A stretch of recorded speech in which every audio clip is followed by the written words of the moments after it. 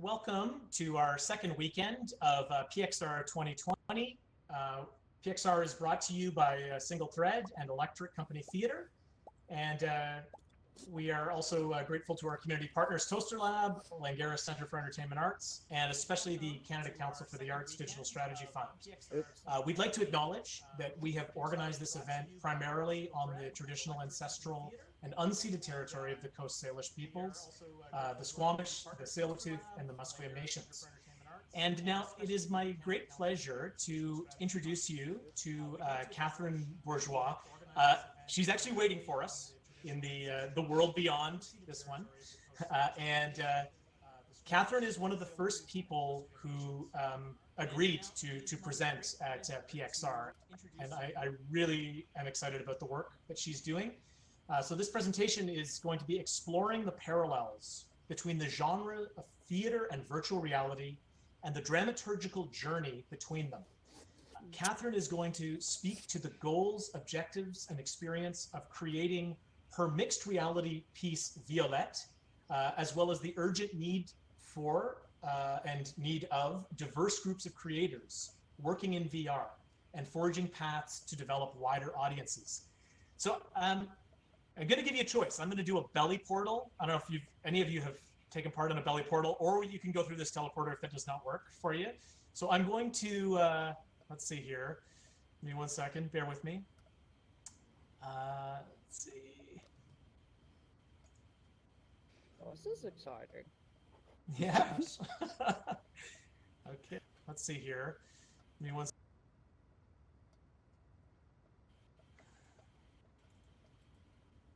You'll know that you've done it successfully because there'll be a line extending. Look at that. Isn't that amazing? And if this doesn't work and you're left behind, you can go through the teleporter just to my my left, your right. Okay, here we go.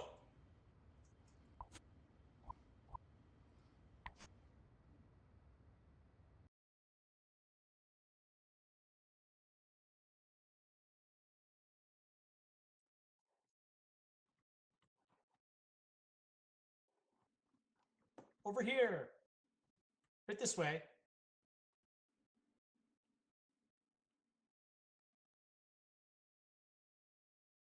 want to do something on the screen.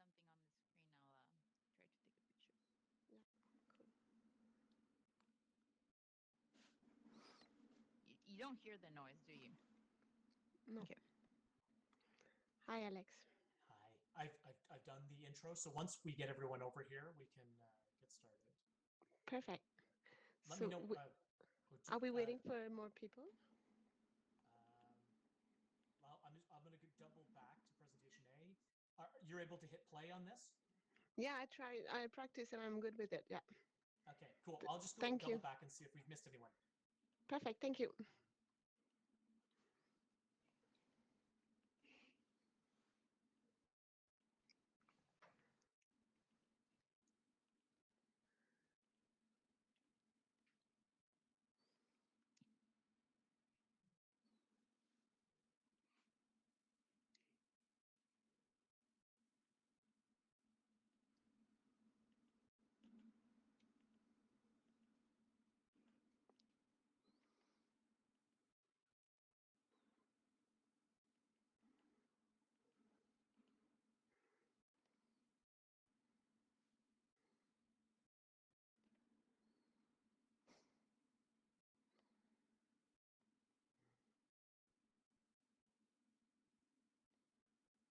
I guess James didn't make it or something. Yeah, Alex went back to go get the stragglers. Ah, okay. Yeah. But you can invite anyone who you are friends with that didn't make it. You can invite them. Oh, okay. Yeah. So if you go to your Menu heads-up people. display, your menu and your people, and then you can just send them a message that says, "Come visit." Oh, yeah, okay.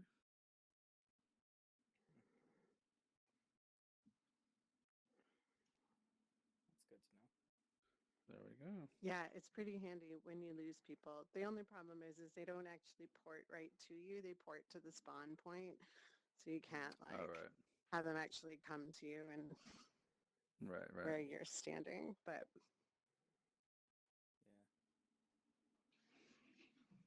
It's actually amazing that we haven't had more problems like this with all the porting and jumping around. I mean, like yeah, any it's conference, the logistics are almost the hardest part, right? Of just getting people. totally. Yeah, You know? but the number of times that I've wanted the schedule and the location in my hand so that I could know. No Oculus. Oh. Hello. Oh, he's Oh. saying the Quest isn't working. He's saying Yeah, we're having a the couple port. technical issues. Sorry about the delay in all of this. We will we will assist you as soon as possible. Thank you for your patience. Much love to all. Who loves technology? Throw some hearts up. Isn't everything and every day a learning experience? Oh Thanks yeah. so much. Thanks, We'll Aiden. update you as soon as we can. Feel free to mingle, Captain. I'll speak to you in just a second. Send you a couple messages, and yeah, enjoy the world. Hop around, fall off the edge. It's quite an experience. Thank This you. is where we need virtual snacks and coffee. Oh my God. Yeah. This is where I'd go to the craft table and Yeah. get a this- bonbon. Oh my gosh. Yes, that would be. Um, We were talking about it the other day, actually, how fun it could potentially be to, it would be a logistical nightmare, but to like schedule skip the dishes to deliver everyone Yeah. a Hey, packed you mean? lunch, right? You mean? Yeah. I have a message I was from actually Alex just that I was says with like another the guy on commencer. Monday who was in a So different kind of okay, conference, and they maybe actually sent I him could like a package actually in a start. box, and it had Yeah. like Ok, the swag, and it je had a pourrais couple commencer snacks, and it comme... was so that when you're Je suis zooming, comme you could gênée, actually mais okay, ok, let's vas-y. all You could put actually. everything Ok, I think veux-tu it's que so je great. dise We've quelque chose tried ou... at a couple of different conferences to make shirts for the avatars so that you could Oh, wear cool. swag or have Yeah, a yeah, yeah, lanyard. But Sorry, it's guys. like we keep running into platform issues, and yeah. then Right.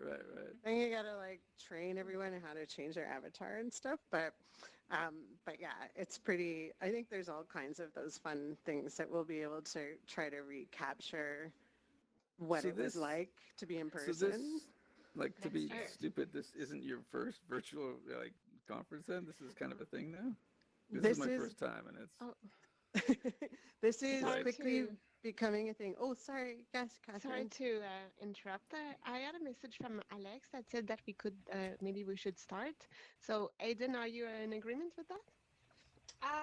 We are receiving conflicting information. Oh, We okay. might need to reset the world. Oh, okay. So Oh, thank you all for your patience.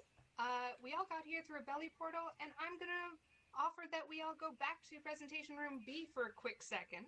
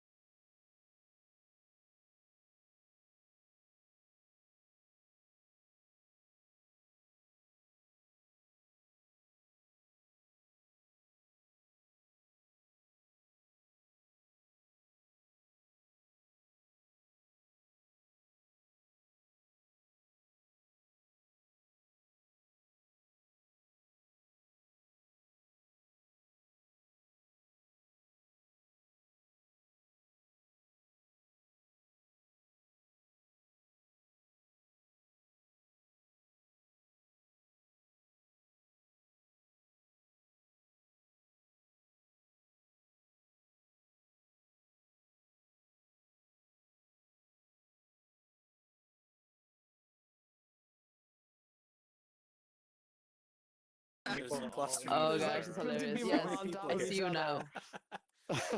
Where are you? That was. I'm behind you. I'm just Oh. trailing behind you. Hi, Sarah. Fear of heights. Hi. It's I hilarious. know. I guess we're walking towards that screen, huh? Oh my gosh, so funny. So I guess the different kinds of portals work differently, is what that I don't means. think you can fall. You? Okay, don't Let's try. not find out. Someone definitely. Okay, hi, Alex. Where'd you go? Désolé, Oh, hi, désolé. Beth. I'm like No, no worry. No behind worry. you. Hi, hey, Andrew. I am fine. Yes. Now we've got. Keep From turning. behind me. I'm Oh, so there you sorry are. about that. Yeah, there. No, that's Everybody's fine. a different shade of color in So this. should I race through it? place. Yes. Wow. Yeah, There wasn't as yeah, many take color your time. choices, Do I it at the felt. exact same I just speed mean you like have we've always almost done. gotten Hi, it. Okay, and Oh yeah, I know. and we just might push Okay. push. You definitely have a tan. Maybe Yeah. You have a shorten it. tan? Yes. Yeah, you Did got you a change tan. it? That's Okay, right. can you Everybody hear me else now? know. Don't worry about Okay, it. No, we didn't. Yeah. are you introduced? Also, me? I thought you were black. Hey, Hello. I'll introduce you again. How's it going? Perfect. Do Thank you. we know each other in the real world? Hello, How's tout le your monde. morning? Bonjour. Hello. Hi, Yep. everyone. Rough Sorry. morning, rough morning. Hi. Hi, everyone. Oh, I. someone's speaking. Oh, Is it sorry? It's David Yee. Hi, everyone. Sorry about that. That was entirely my fault. I didn't do an Android build of the world, so everyone on a Quest Why? was unable to get in. And I'm very sorry to you, So good to Catherine. see you. But I'd like to reintroduce and maybe let's get a round of applause for Catherine Bourgeois speaking to us about her production, Violette. Merci, Catherine, and take it away. Thank you. Thank you. Can you hear me all right? Mm. Yeah. Yep. Okay. So thank you, Alex, and thank you for being here. It's my first time giving a talk in virtual reality, and while sitting in the comfort of my home in Tochage, Montreal. So I'm here as the artistic director of a company called Joe, Jack, and John. And we are like 17 years old, a theater company based in Montreal.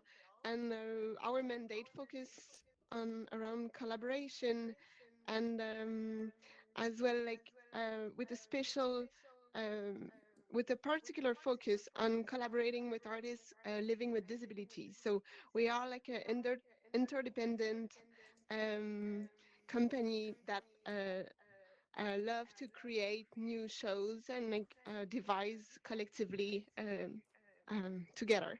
Today I'm here to talk about Violet, which is our project that involves mixed reality, which is like live theater and VR, like a VR film. So this project started about like 4 years ago. The kind of like the like creation inception process started like 4 years ago, and initially I had in mind a site specific piece that would then like get like an audience member to knock on a door and come in an apartment and meet one person, so that would have been like a one person at a time play, and where like an actress with a disability would open the door, welcome the spectator, and make a cup of tea and share her story. And then I traveled to Europe, and I was in a conference about like live arts, and there was this conference more about like mixed reality and augmented reality and virtual reality, and my only experience in that was that as a user, so I had very little to I knew very little about it, but the the conference person was like actually convinced that theater people were actually good artists to help develop the literacy and the medium of VR, because we are used to kind of like compose and write compelling story, engaging story, complex storytellings in actually immersive environment, because like the theater experience being like a kind of like 360 immersive moment when you go to theater. So I came back to Montreal and I read more about the VR and I reflected, and I felt really attracted to this new medium because I felt that it kind of like created a sense of connection that maybe photo, TV, and film could create way back when it came out, because there was this proximity and the novelty of the medium. But now, like this new medium that could create such a sensation was actually VR. At the same time, I was a bit like repulsed by the medium because not because of the empathy feeling that it creates, but I just wonder if we needed in our society like um, more privileged people with high tech, expensive gears, developing a sense of entitlement around in the world, of this kind of like, oh yes, I know what is a refugee camp. I was there. I walked in the shoes of a refugee. Oh, I know what is Ebola crisis in Africa because I was there. I walked in those shoes. So I guess that like convinced of the attracted by the medium, and as well convinced of the importance of having more diverse voices emerging. I kind of like jumped in and decided to transform my site-specific theater project into like a mixed reality of like theater and VR. Um, so we started to work on a story that was anchored in a reality that we don't talk often or that we don't hear often about, which is the fact that 70 to 90% of women living with an intellectual disability will experience sexual abuse in the course of their lives. And um, so this is a difficult reality that like collaborating with artists with disability over the last 17 years, the company has been very kind of like it's a reality that we encountered in our lives. And so we gathered like a team of differently abled artists, and we started to devise on this subject. So Violet is actually like a story about intimacy, about consent, and about abuse made by a family friend. um, Soon, in the process of development of the script and all that, it became clear that we needed to do a beta version of it, because actually, like most of us being like theater maker, we had no clue what we were talking about, and it was very difficult to have meeting and to actually like see how it would be unfolding. So we did like a beta version at very low cost. It was shot in my own apartment in my bedroom, and it was as well like presented. The theater um, piece, so the performance itself was as well presented in my apartment in the spring of 2018 here in Montreal. So I'm just gonna present you like a short clip of this kind of like first beta version installment. And it's like this version is in French and the sound is not that great, but it's basically the welcoming of a participant that arrives. So the live part of it, the more like theater part of it, and going to like a quick excerpt of the 360 movie that we produced. Here we go. Participant that arrives. So the live part of it, the more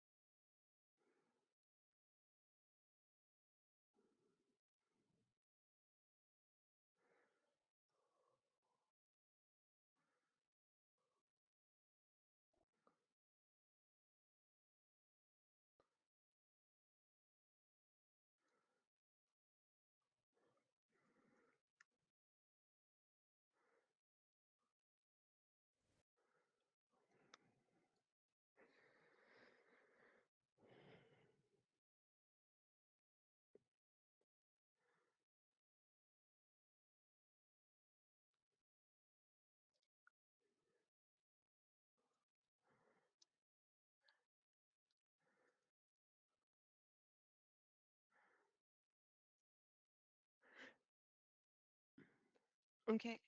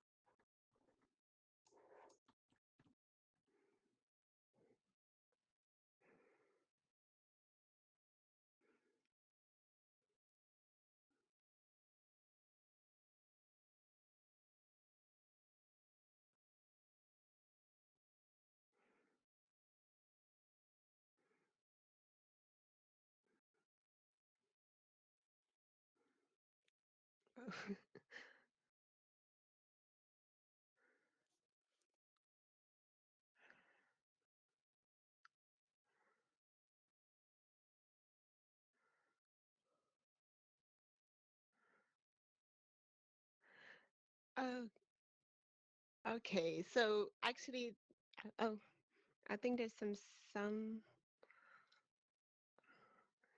going over.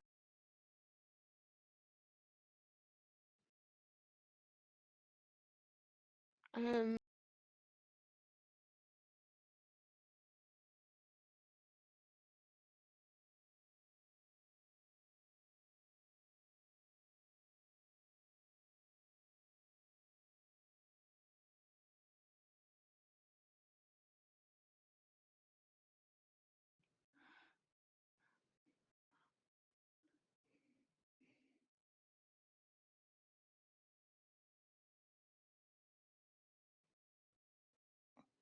Well, hi everybody.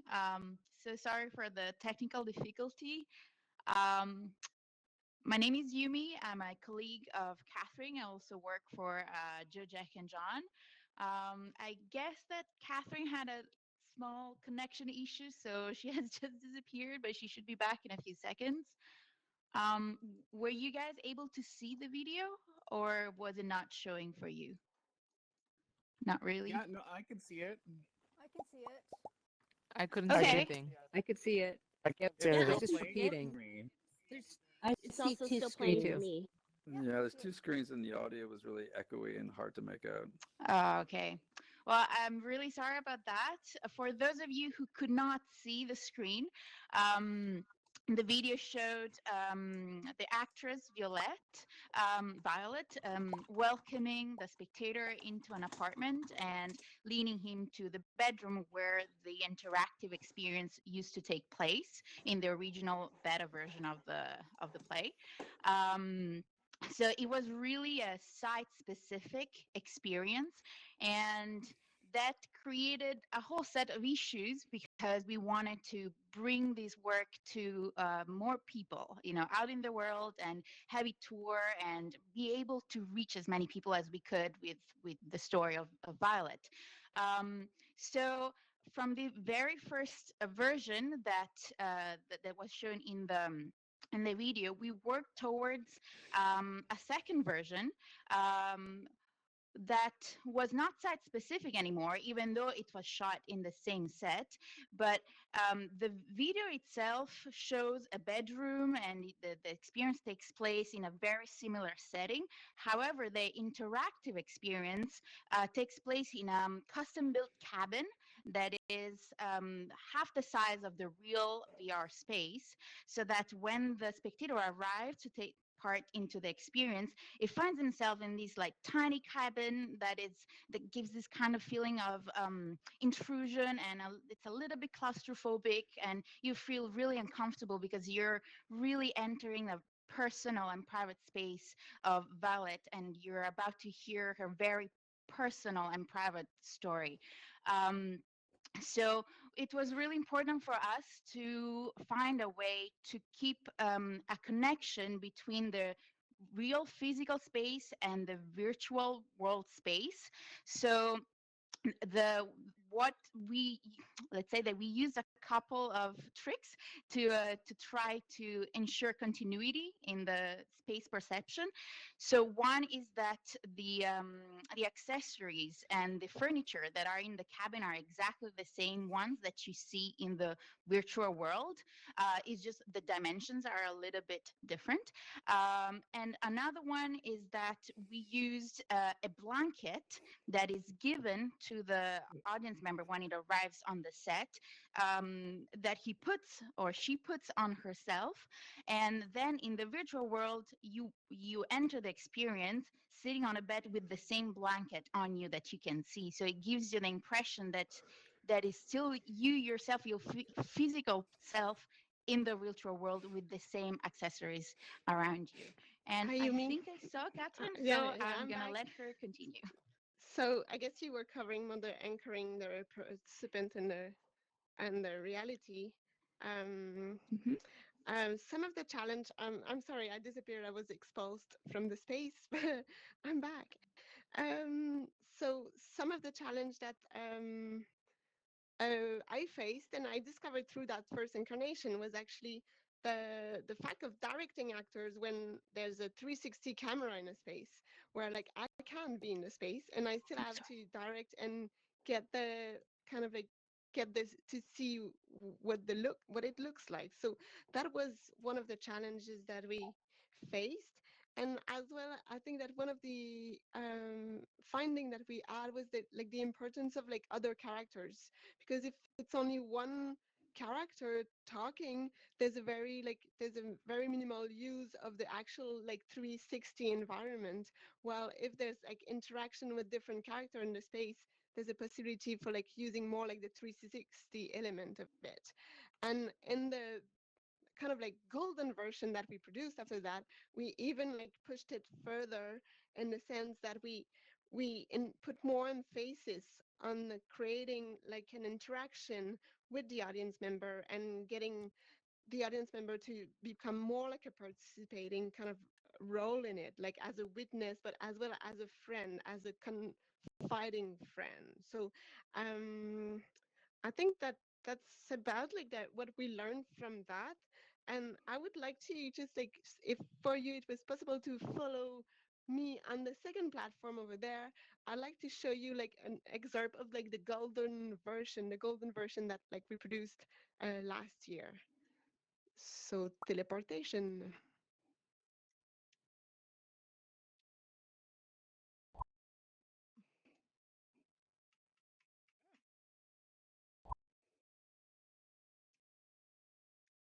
Hi, Alex. Hi, I'm just going to rebuild this one just so that we don't have the Okay, but issue. I can talk. I'm starting with the other screen. So do you want to do that while I do the the video screen? You're going to do slides?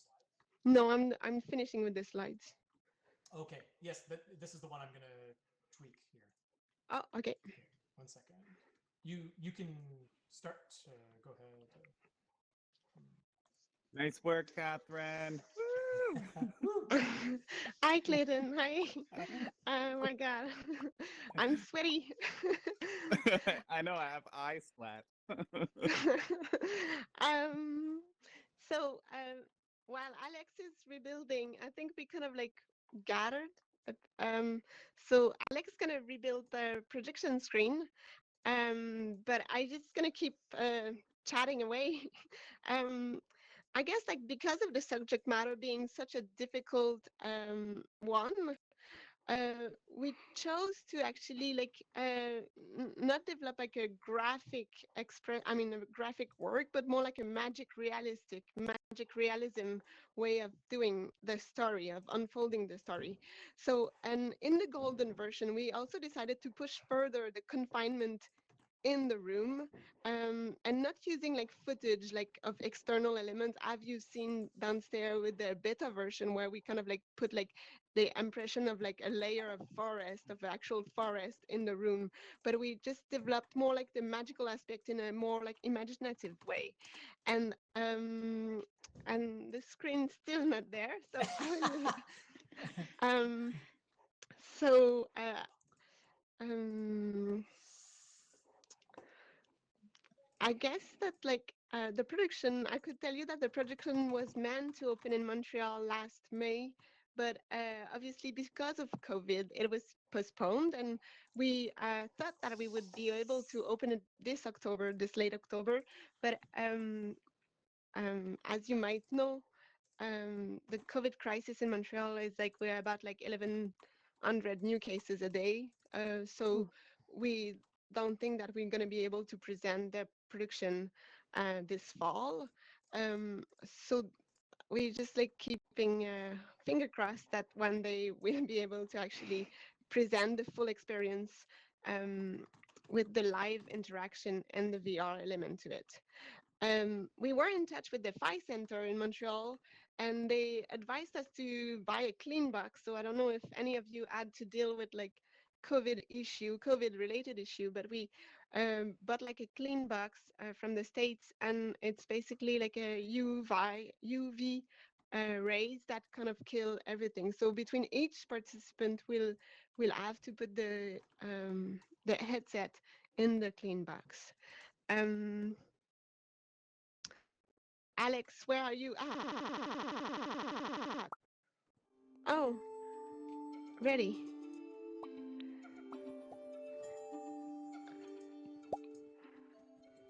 Hi, I'm over here. Can you hear me all right? Can you see me all right? If yes, raise your hand.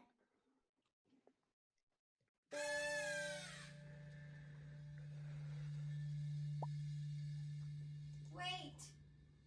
Don't go! Talk to me!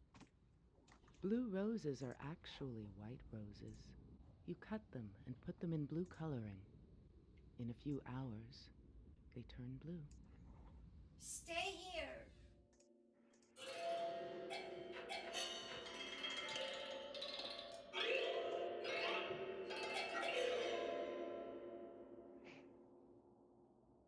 I've never liked it here.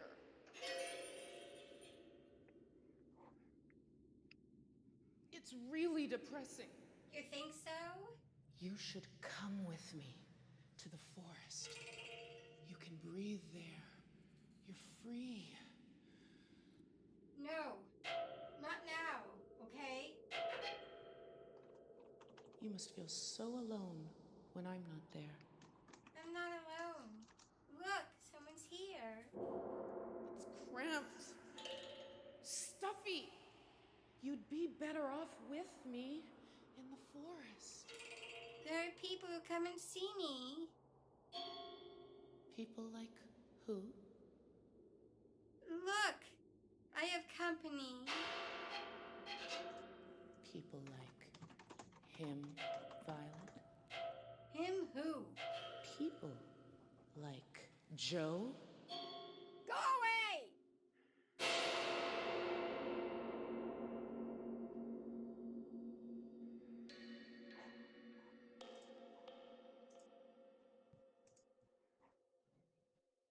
Joe will always be grateful to us. Joe fills our house with flowers of all colors, balloons, teddy bears, and thank you cards to play music. Joe sends me a blue rose every 4th of March to thank me for saving his life. Joe speaks French. He dresses well, and he's a really good guy. Joe buys me a slinky red dress for my 16th birthday.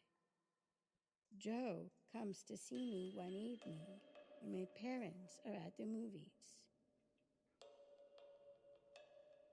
Joe shows me a movie that I don't know how I feel.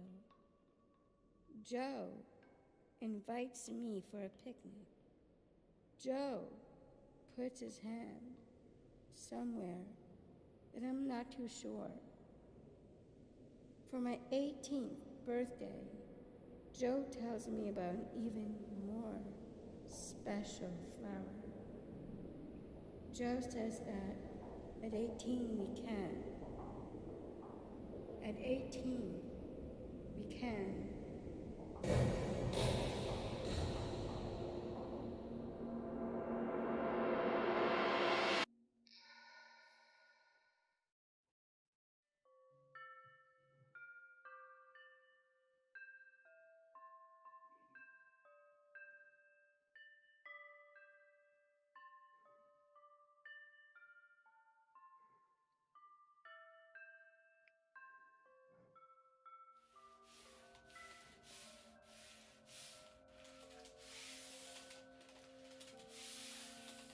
Joe is a magician. His best trick, disappearing from my life. Tells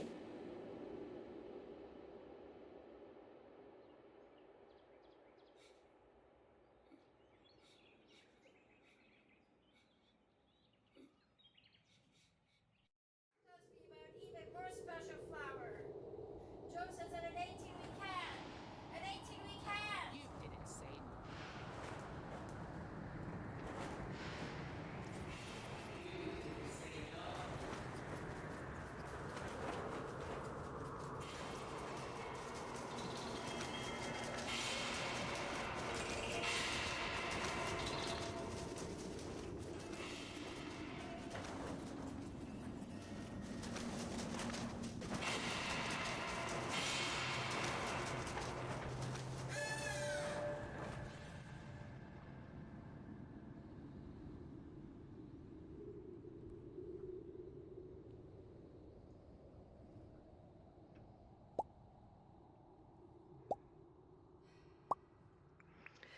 So, yeah, that was an excerpt. So opening won't be October 28th, but soon it will happen.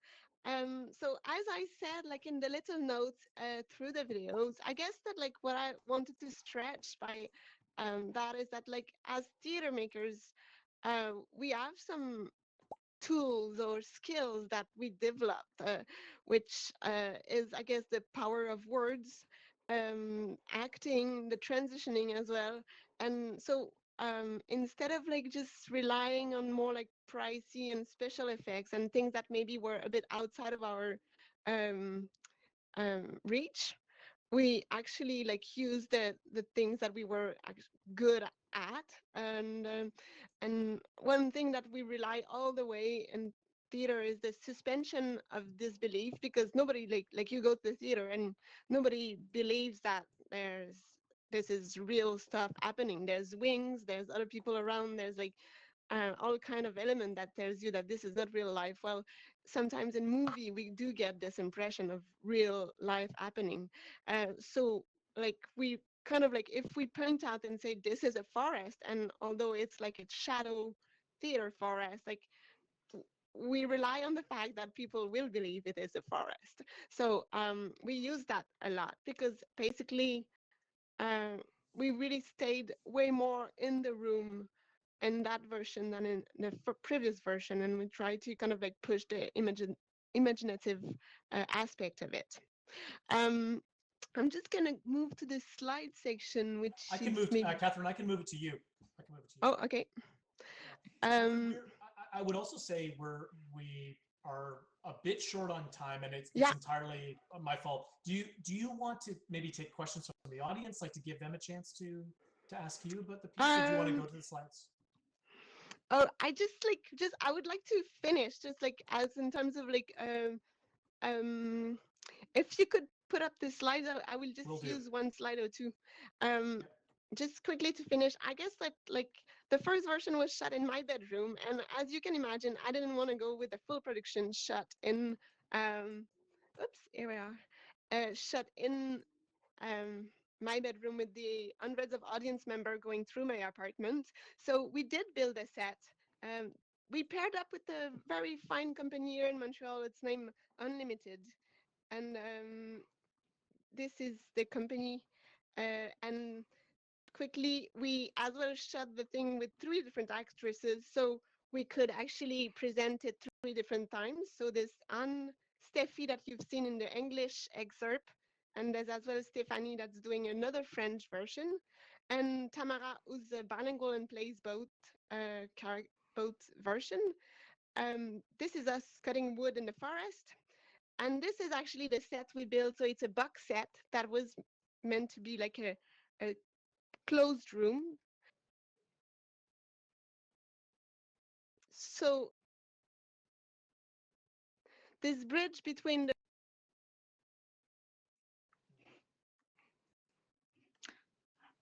Oh no, it looks like we lost Catherine again.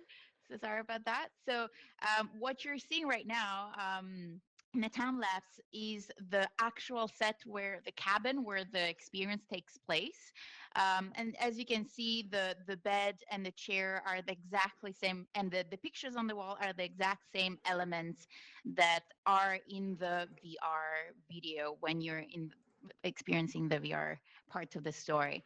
So just to conclude, I'm back. we okay. I'm back. Catherine, if you Sorry, wanna- thank you, Yumi. So that was our way of making a terrible set that would like bridge between the reality and the fiction and bridge the 2 worlds together. And maybe we have time for a few questions, but as well, I just wanted to let you know that if any of you would be interested to see the full version, we now have it on YouTube VR, and you can contact or you can talk to Yumi or I about it, and we could send you the link. And Alex, if there's time for one question or two, like I'll let you decide. Of course, yeah. Anyone have a question and want to raise their hand? We can. Good. All right. Thanks so much for creating that, Catherine. I think that was beautiful, by the way. Amy, one question over here. Amy Bouchard. Yeah. Hi, Catherine. Yeah, I'm just curious about the audience coming in to experience the show. I'm not sure if you can hear me. Do you Yeah. find that you have audiences who are also coming in on the spectrum or neurodiverse who are taking part in the work as well? This is like the question of accessibility is very close to our art, obviously, like the accessibility as an audience member as well. So we are developing kind of like groups of people, of women, mostly living with a disability, and doing a workshop, a prepping workshop, and like just some special session for them to actually come in. So this is something that we are working on in terms of like making sure that this work reach an audience that actually concerned about it. So I would say yes. This is like actually like a quite accessible work. It's not like art to the story unfolds very kind of like smoothly and accessibly, I would say. Thanks for your Wonderful, question. thanks. Yeah, thank you. We are unfortunately at time. If you have other questions for Catherine, please maybe go find her and ask her one-on-one. And Catherine, I just want to thank you. That was, I mean, that's the equivalent of, you know, the theater while we're doing the show, the, you know, faucets explode and the place floods, but we just keep going. We keep doing it. And you were brilliant. You were absolutely fantastic. Thank you. Thank you so much. Thanks you for, and sorry about all that. Thank you. No, you were amazing. Thank you so much. So we're moving on to our next, we have Beth Kate's workshop. And if you want to check out Darren O'Donnell's presentation, that is on Zoom. You can find the link in Discord. Yes, thank you again, Catherine. My pleasure. Thanks to you.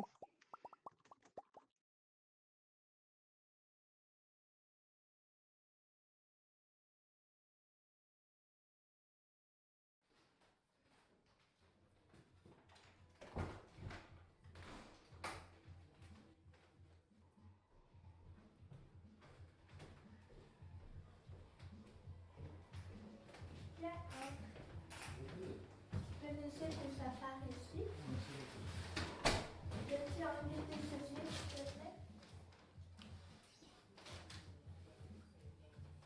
Merci d'être venu chez moi. J'avais envie de te raconter mon histoire. Chez moi, les planchers craquent. Je vais te faire venir, tu montes ici dans ma chambre. Pour le moment, je suis contente que tu sois là. Je vais mettre la couverture. Merci. On va mettre le casque. Ok.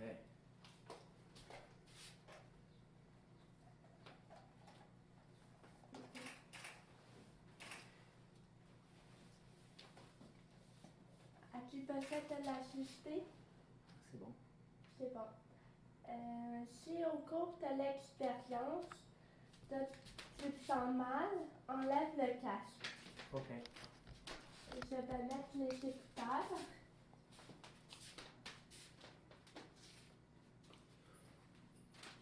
Vois-tu la rose bleue?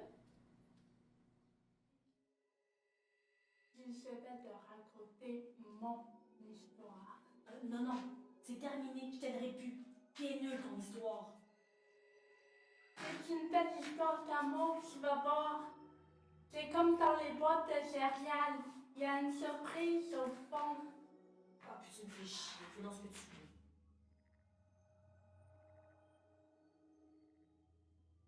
Vas-y, c'est le moment. Compte jusqu'à 3. 1, 2, 3.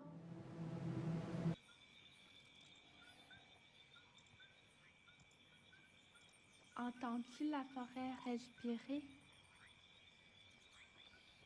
Je sais pas pourquoi, je commence toujours mon histoire ici.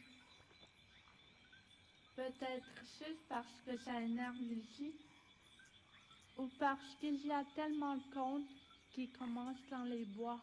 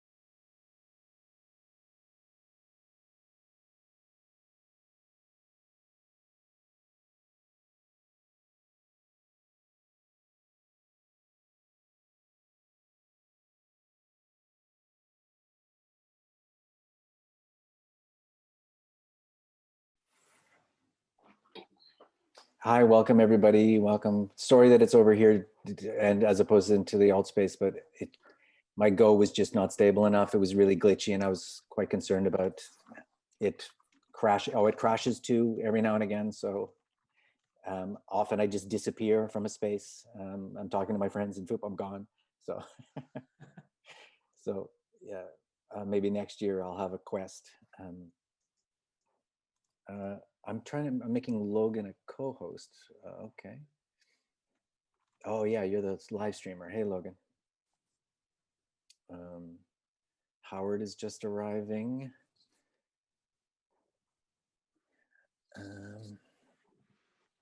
So where is everybody located? Anybody, any place? We've got a couple Germans in the house, Jana Eiting and Christopher. Hi. Rojo. 10 p.m. 10 p.m. in Germany, 6 a.m. Who's making the bigger sacrifice, 6 a.m. or 10 p.m.? It's up 6 to you. a.m. 6 Always a.m. the morning. Always the morning. I actually feel quite the opposite. I don't like staying up late. I prefer Really? getting up early. Yeah, yeah. I'm an early No, bird. the only time I like being early is when I'm still up late. No, don't I agree. I agree. I find that gross. Well, the way it goes. Sorry, I'm double checking around here. We still got about 5 more minutes before we're supposed to start. So I'm going to go do another call in our virtual conference room and we'll be back. Okay, great. So Deb, Lim, where are you located? I'm in Toronto. Okay, great. Yeah. Give me an intersection. I'm here with Fujian Theater. Okay. If that gives you any info. Well, but where are you, your actual geolocation? Like what's your closest intersection? I don't know. Just I am currently located in Chinatown, so Spadina and Dundas. Okay, great. And that's where your home is, or are you in an That's office? where my home is, yeah. Okay, all right, nice. How's the weather? I haven't gone out. Right. But fall weather, it's nice. It's been nice. Yeah. Okay. All right, great. How's Fujin doing? We're doing pretty well. We've been working from home since March. Right. But doing well. What's your plan for the pandemic? We've been doing a lot of commission work and development. Not only very few like presentation and on very small scales online. Right. Yeah, it's brutal. I mean, it's been very the opposite of fun, whatever that is. Brutal. What's your role there? My title is administrator. I work with David Yee, and it's kind of just the two of us with an intern. So I really just do it all. Right. Okay, cool. Yeah, it's been at Mammalian, we're just sort of kind of treading water a tiny bit. Luckily, we had a project that was able to go ahead, and that's what I'm talking about in Germany at a very reduced sort of scale, as I'll cover. But yeah, it's been not very pleasant. And also just this question of, should I be thinking about solving this in a major way, or should we just plug our noses and hope we survive and then we get through the other side? That's a big question for me. I don't want to invest too many resources in pivoting when I'm not interested so much in the digital kind of thing. So it's a challenging question for me. Yeah, the thing that I think about is that theater for me there's three things about it, which is I do it I attend work to leave the house, or I attend work to hang out with other people. And then the one third of my desire is to actually see the work. So there's 2/3. Without those 2/3, checking out even other people's stuff online I'm not motivated. Although the alt space VR, are you enjoying that by any chance? Like, do you find that you're there with people and that feels good in a kind of meaningful way?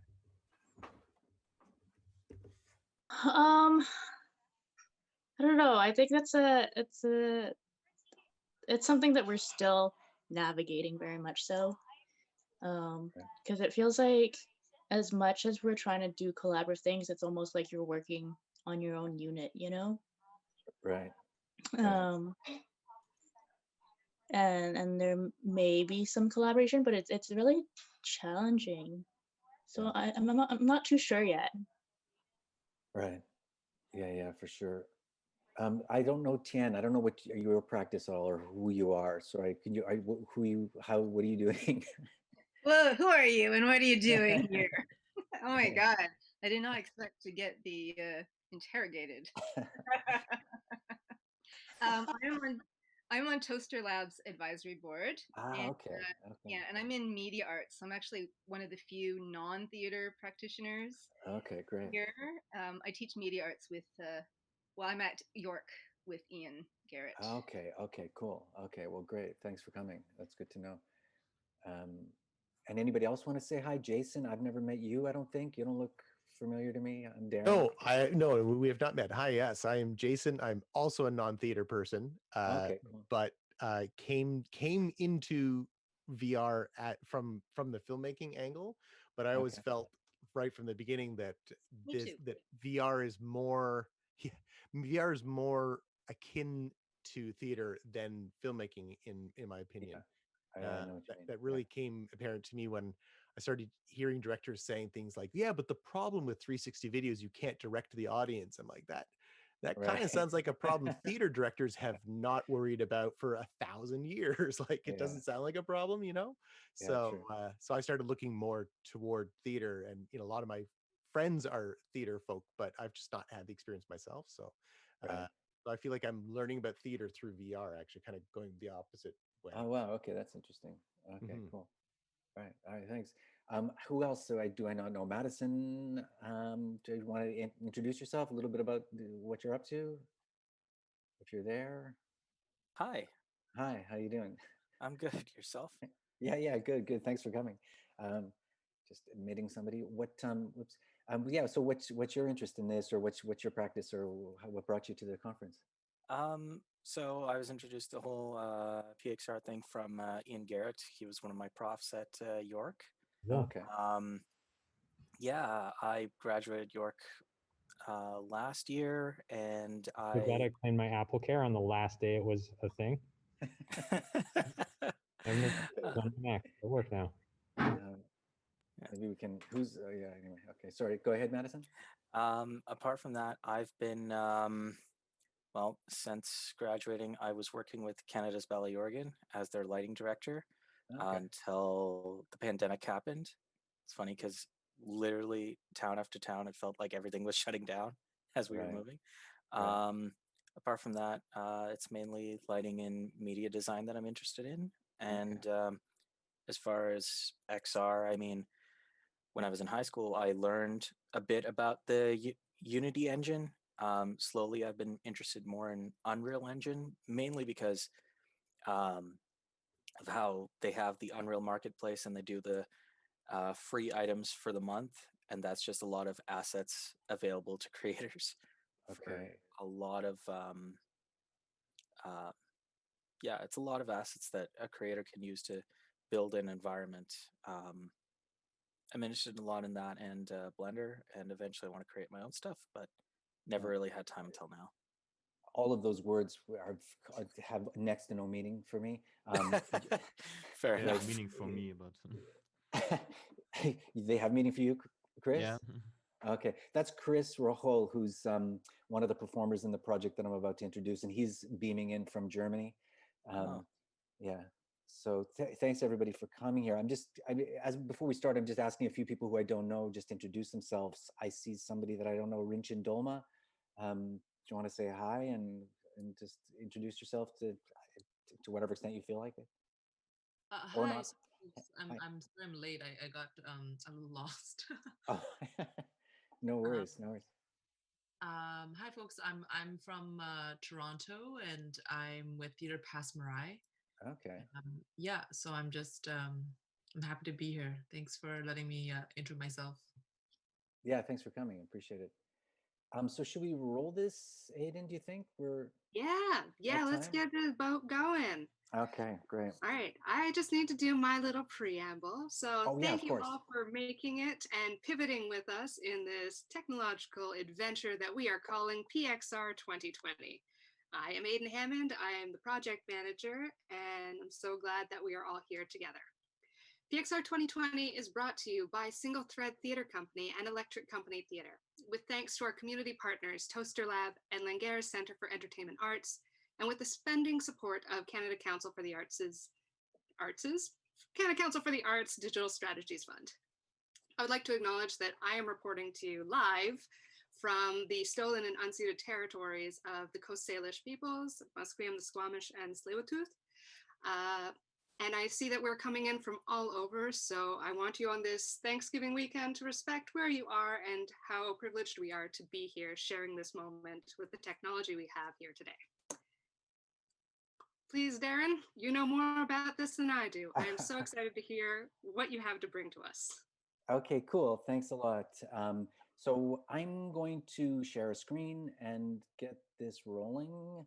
There we go. Make sure I have my clicker. Yeah. Okay. So great. I obviously also want to thank everybody that Aiden thanked, and thank Aiden, Alex, and Liam from Single Thread, Clayton from Electric Company, for providing all of the support that they've been providing, and as well, I'm setting all of this up. It's all very confusing to me. Also wanted to acknowledge Cannon Hewitt, who's in the room with us. Cannon is helping with the tech stuff and is also a producer with Mammalian on this project, and is part of the team that managed to get our video running and all the goggles through the VR sync. So maybe there might be some questions for Cannon after this. So our project, Mammalian Diving Reflexes project, The Last Minutes Before Mars, we just premiered on the 25th of September in Bochum, Germany, and it was presented by Schauspielhaus Bochum and co-commissioned by the Milano Triennale and Zona K in Milano. I would encourage you to check out Zona K. They're a really interesting organization that punches well above their weight in Milan. It's a project space. They're super cool. Milano Triennale is cool, but it's big and everybody knows it. But Zona K, if you're curious about cool stuff going on there. So first up, I want to introduce the co-director of the project, Jana Eiting. That's her picture. She's also in the room with us. And she was on the ground directing in Germany while I directed via Zoom this project from Australia, which was a fucking nightmare. And she also directed all of the 360 video bits that we used. And I've been working with her since 2011 on a variety of projects. That's a project we worked on with refugees, and then there she is getting her haircut by kids. And so I also want to introduce Christopher Rochel, who is also in Zoom with us, and he is one of the member of Mit ohne Alles, which is a collective of young people that we've been working with since 2012 in Germany, when he was 12 years old. And there he is, Christopher Rochel at age 12. Look at how cute he is. And he's still cute. He's now becoming more handsome than cute. And so that's him. And so I've been working with him since he was 12, Jana since she was 24, and I was 47 at that time. Obviously, we're all a lot older, especially me. So Mammalian started to work in the region with the Children's Choice Awards at the Ruhr Festival. So this is a project where we take a bunch of kids and we see all of the shows in a given festival, and then we give out awards at the end. And so we did that for 3 years with young people in the region. And then since that time, we've worked with the same group of young people basically from the first year. We've worked with them. Of course, it's winnowed down, but we've worked with those guys since that time. We've done a project, at least one project a year over the course of the last bunch of years. In 2014, we posed to them the question of what they wanted to do next. And that was just when the situation with the refugees coming to Europe was starting to heat up. And they all said, they framed it in terms of working with marginalized people. That was kind of the language that they were using at that time. I'm just going to expand that. They were using that sort of language, and then we evolved that and continued to discuss what that might look like. And then we decided to work with youth who were new to the country, particularly interested in finding a population who was where there were representatives from the refugee crisis that was happening then. Particularly, it was with Syria at the time, but there were people coming from all over the place. So we created this project called Millionen, Millionen, Millionen. That title comes from the Schiller quote from the anthem of Europe, which is Ode to Joy, and the quote is Seid umschlungen Millionen, which means be embraced, you millions. And so the leitmotif, or the theme of the festival, was Seid umschlungen, and Millionen, I'm just going to admit somebody in here. Okay, Millionen was the second line, be embraced, you millions. So this show was really, the theme of the festival was Seid umschlungen, or the tagline, and we named our actual show Millionen, as in millions, millions, millions of the people to be embraced. And so what we did for the project is we took a bunch of German-born teens, and about 40, and there was about maybe 20 of those, and then 20 teens from who had come to the region fairly recently, refugees, immigrants to the region very recently, and we took them all camping. And we did what you do in camping. We played games, we made crowns for our hair, we climbed in trees, we climbed on piles of dirt, we pet horses, we played chess, we went canoeing. And then what we did was we created a show that basically reported on what happened over the course of these camping trips. We went on 3 camping trips over the course of 3 weekends. And if you take 40 teens from Germany, Syria, Albania, Gambia, and Poland, among other places, if you take all those guys camping, trust me, lots of shit happens. So we just basically reported on, this is what happens when you take these 2 groups together, and this is what happens. And so at that point, Mit ohne alles, the collective that was originally mostly German-born young people that we've been working with, expanded to include a bunch of these other guys. 2 of these other guys are in this project, and that I'm introducing now. And so, sorry, here's some more from Millionen, Millionen, Millionen. We had iPads where we looked at all the photographs. You can see the photographs there, and the young people are controlling them through iPads. And we talked about what we did there. The disco ball is representing the fire that we used to go around, and we roasted marshmallows on a disco ball. And here you can see that's Pascal in the middle, and he's been with Mit ohne alles since the beginning, and that's Robert on the right, and they're both in the Mars project, and they're now, you can see here, I love these 2 pictures. They're older, they're now 8 years older than they were then, and they look like they've lived, they've had some times that they've lived through, and they have, but these are stills from the 360 video, so they're acting there too, just FYI. So The Last Minutes Before Mars is a mixed reality project that combines live performance with 360 video. First, I'm going to take you through the show as the audience experiences it, and then I'm going to go through a bit of the development process and the making of. I'll share some stills from the 360 video, but you can watch them themselves in their 360 form through the YouTube links that I've got in the Discord. So if you want to check that out, or if you don't have access to that, just let me know and I can share the YouTube link so that you can see them in their 360. Now, at this point, I'll just describe the show from the audience perspective so you can have a sense of the experience. And I've got some photos of it. I've also got some drawings by the Montreal's Sorsha Gibson, who's the designer on the project. And just the show is conceived to accommodate as many audience members as the budget will allow for VR goggles. However, with the premiere, we only could fit 12 people in this due to COVID. So we had 8 performers and 12 audience members, which was obviously ridiculous, but that's what, I mean, we're lucky to get that happening at all. So you can see there, when the audience enters, you sit on either side of what appears to be a cube in the center of the room. There are a few people in the cube seen through the translucent dividers that are keeping you, that are creating the cube. And there's 3 performers walking around the cube. There's beautiful, mysterious music playing. There's fog in the air.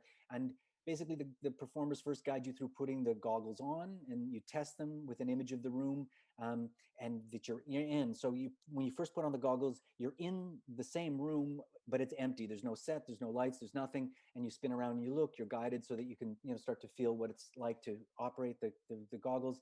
Then they basically take you through some meditations and visualizations, asking you to imagine your own bathroom. That's where it sort of ends up, is that you're asked to imagine your own bathroom and go through think about what has happened to you in that particular room, and that particular room as a very, very ordinary room, a room that you're in almost every day of your life if you're at home, certainly every day of your life if you're at home, and all of the trials and tribulations that you've had there, all the good times you've had there with warm baths and lovely poops, and then obviously the bad times you've had there when you're in whatever, you're sick or you're stressed out about something, or it's 5 a.m.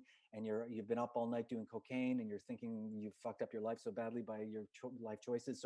But this room is a very special room, and just the fact is that one day, whether you go to Mars or not, you will never see that room again, which starts to introduce some of the themes that are related to I guess Stoicism and Buddhism are two of the places we're drawing some of these ideas, and impermanence.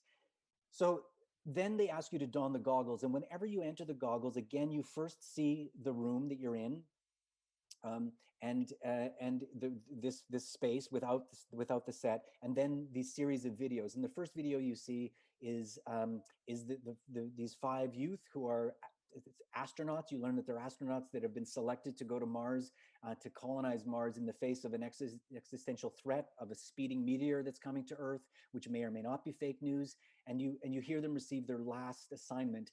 So 48 hours before liftoff, they're asked to create a 360 archive of their most beautiful but ordinary places on Earth. And over the course of the show, the audience is in and out of the goggles as they spend time with these guys over their last minutes on Earth in some of their favorite spots. Their homes. There's Chris at his favorite comic store. There's Robert with his brother in a park that they hang out in. There's Lynn hanging out with her family. I think Lynn may be in the room in Zoom right now. If you are, hi. And there's Lynn, her grandmother's to the left there in the family. There's Iska with her sister. And we encourage them at times to actually acknowledge the camera, because the fictional conceit is that they're creating this for themselves to look at when they're on Mars, and they're feeling lonely. They can look back and relive it. So it's their POV. The video is the POV of the astronaut in the future.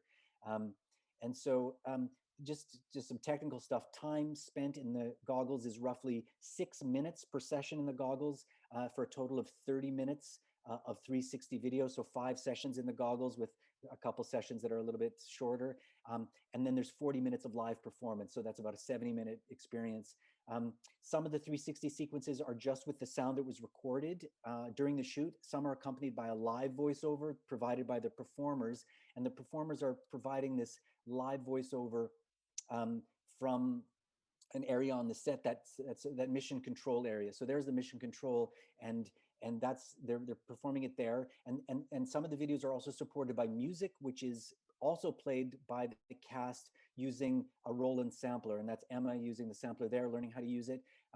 And that's located in this mission control. There's Lynn with the sampler in front of her. She also played the sampler, or activated it, I guess. So they're performing, the youth are providing, our performers are providing a live scoring by switching between different tracks on a given piece of music, which was composed by a couple friends of mine in Hamburg called Isola. Isola Music is the company.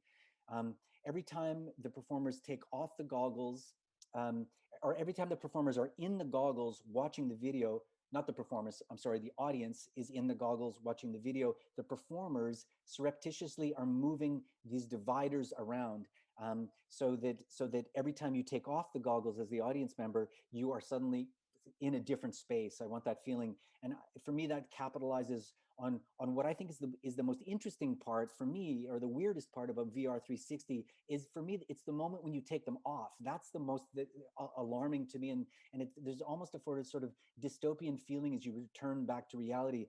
When I first got my Go, I was playing this fishing game for literally 2 hours. But I started it when the sun was up, streaming into my room. And then over the course of playing the game, the sun went down. And when I took it off, it was the street light coming in, and the socks that I had strewn around my room were just sort of glowing, and I just was like, it felt really dystopian that when you come back to reality, reality feels like the wrong place that you're in, and the VR world is so much more beautiful. So I really wanted to capture that sort of dystopian aspect of returning back to this place that is kind of not recognizable because you've been away for it for so long, is sort of what it feels like. So that you can see there that how the partitions get moved into different configurations. And so when the audience is outside of the goggles, they're guided through a series of meditations and visualizations where they're asked to imagine in detail a beautiful ordinary day. And then they are later then asked to share that beautiful ordinary day that they've imagined in detail with another audience member. And then even later in the show, they're asked to share what they've heard of the other audience member to yet a third party. So you share it, you hear somebody's, then you share what you've heard to somebody else. And you can see there the little sharing sessions, a little bit challenging with the COVID restrictions, but we had these sections. And so over the course of the show, you're meeting other people who you're supposed to think of sort of as potentially the people that you will be spending the rest of your life with on Mars if you were one of the astronauts. And so finally, the audience is asked to combine all of their beautiful ordinary days into a beautiful ordinary day object. They're asked to imagine, to hold out their hands and beam all of these beautiful ordinary days, these banal days that are beautiful because of their banality, into their hands. And at one point, as that happens, and they visualize this organic object that represents this, then we have this party sequence where we basically claim to steal them all back. The astronauts take them back and claim that these objects will now be planted on Mars, so that generations from now, the Mars colonizers might have a chance to have their own beautiful ordinary days, which probably won't happen for a while on Mars. Also, throughout this plot line, there are a series of ethical questions that are posed to the audience during the meditation sort of beautiful days plot line. There's also these ethical questions about the future of humanity, whether humanity has the right to colonize other planets like that, questions like that, whether we should send a diverse crew to Mars to save humanity that includes disabled people, or should they be our so-called brightest and best people that we send to Mars? I call these questions the Thunberg questions, after Greta. And finally, there's also another plot where when you don the goggles and you're into the space, the empty space that I mentioned, there's, over the course of being in the goggles, suddenly within that space, there are 3 of the astronauts who are entering that space, and they come up to you, and they in the VR goggles, and they claim that they have them, they've got your things, they've got them, they didn't manage to take them, and maybe that's not so clear what's happening, but they are holding the box, which you maybe recognize as the beautiful ordinary day object box. And then eventually at the end of the show, they enter the space in real life, and grab you and take you outside, and then outside you're returned they're given the beautiful ordinary day objects, which are these they're called roses of Jericho. They're little plants that if you they look dead, but if you add some water, they spring back to life. So they give those back to you and say, you must take them. And it's clear that these guys have abandoned the mission, and you've learned that there's been some people who've abandoned the mission, and that these people are now being hunted, and they're persona non grata. And then they spray "fuck Mars" on the side of the theater. You can see them, the objects are in the foreground there, and our audience members taking them back. So they spray "fuck Mars." Then a cop car screams up, and this cop jumps out and screams at everybody that they must leave. I asked the cop to play it as if he was scared, as if his life was at risk by these people getting here, and the youth run off, and he screams off with his car again, and the audience is left sort of by themselves to deal with the show. So the end. So that's the show. So now I just want to go through the conception of the show and take you through behind the scenes and how we worked in particular with the youth. So the project was first conceived as the final project in an umbrella project called Teen Totalitarianism. And Teen Totalitarianism is a festival within a festival of work that is created by and collaborated with teens for an adult audience that happens over the course of a festival. And the last project within Teen Totalitarianism is called Ask for the Moon. And Ask for the Moon is a project that features the teens that we've been working with, usually over the course of a month, say, and asks them to present a set of demands to the festival, to Mammalian as a collaborator in the festival, and any other stakeholders that are there. And we ask them to give us a set of demands about how they want to continue to work with us in the future. And in front of an audience, we negotiate with the teens about what might be possible in the future. And they'll do things like, for example, the Milan teens, one of their first things was that they wanted to Skype with the Mammalian team. They wanted to Skype with us once a week. And I assured them that they do not want to get on Skype once a week. Trust me, might sound like a good idea now, and we agreed to Skype once a month. And so we did that for a bunch of months after. And this project came out of it, and they wanted to do a project about interplanetary space travel. So that was the first idea. So then that evolved into, oops, a little premature. That evolved into wanting to do a project where we would create a stage-based work in which a team of young people would basically share what they were doing at almost every moment of the day during a predetermined period. So the idea was that they would carefully document a two-week period of their lives. I was thinking during the summer, when things are chilled a bit, and basically get on stage and share this. So I wanted and go hour by hour describing a 2-week period in the life of a teenager. And I wanted to capture sort of that excruciatingly bored, but still sort of luxurious feeling of being bored in the middle of summer and not having anything to do, and what that feels like.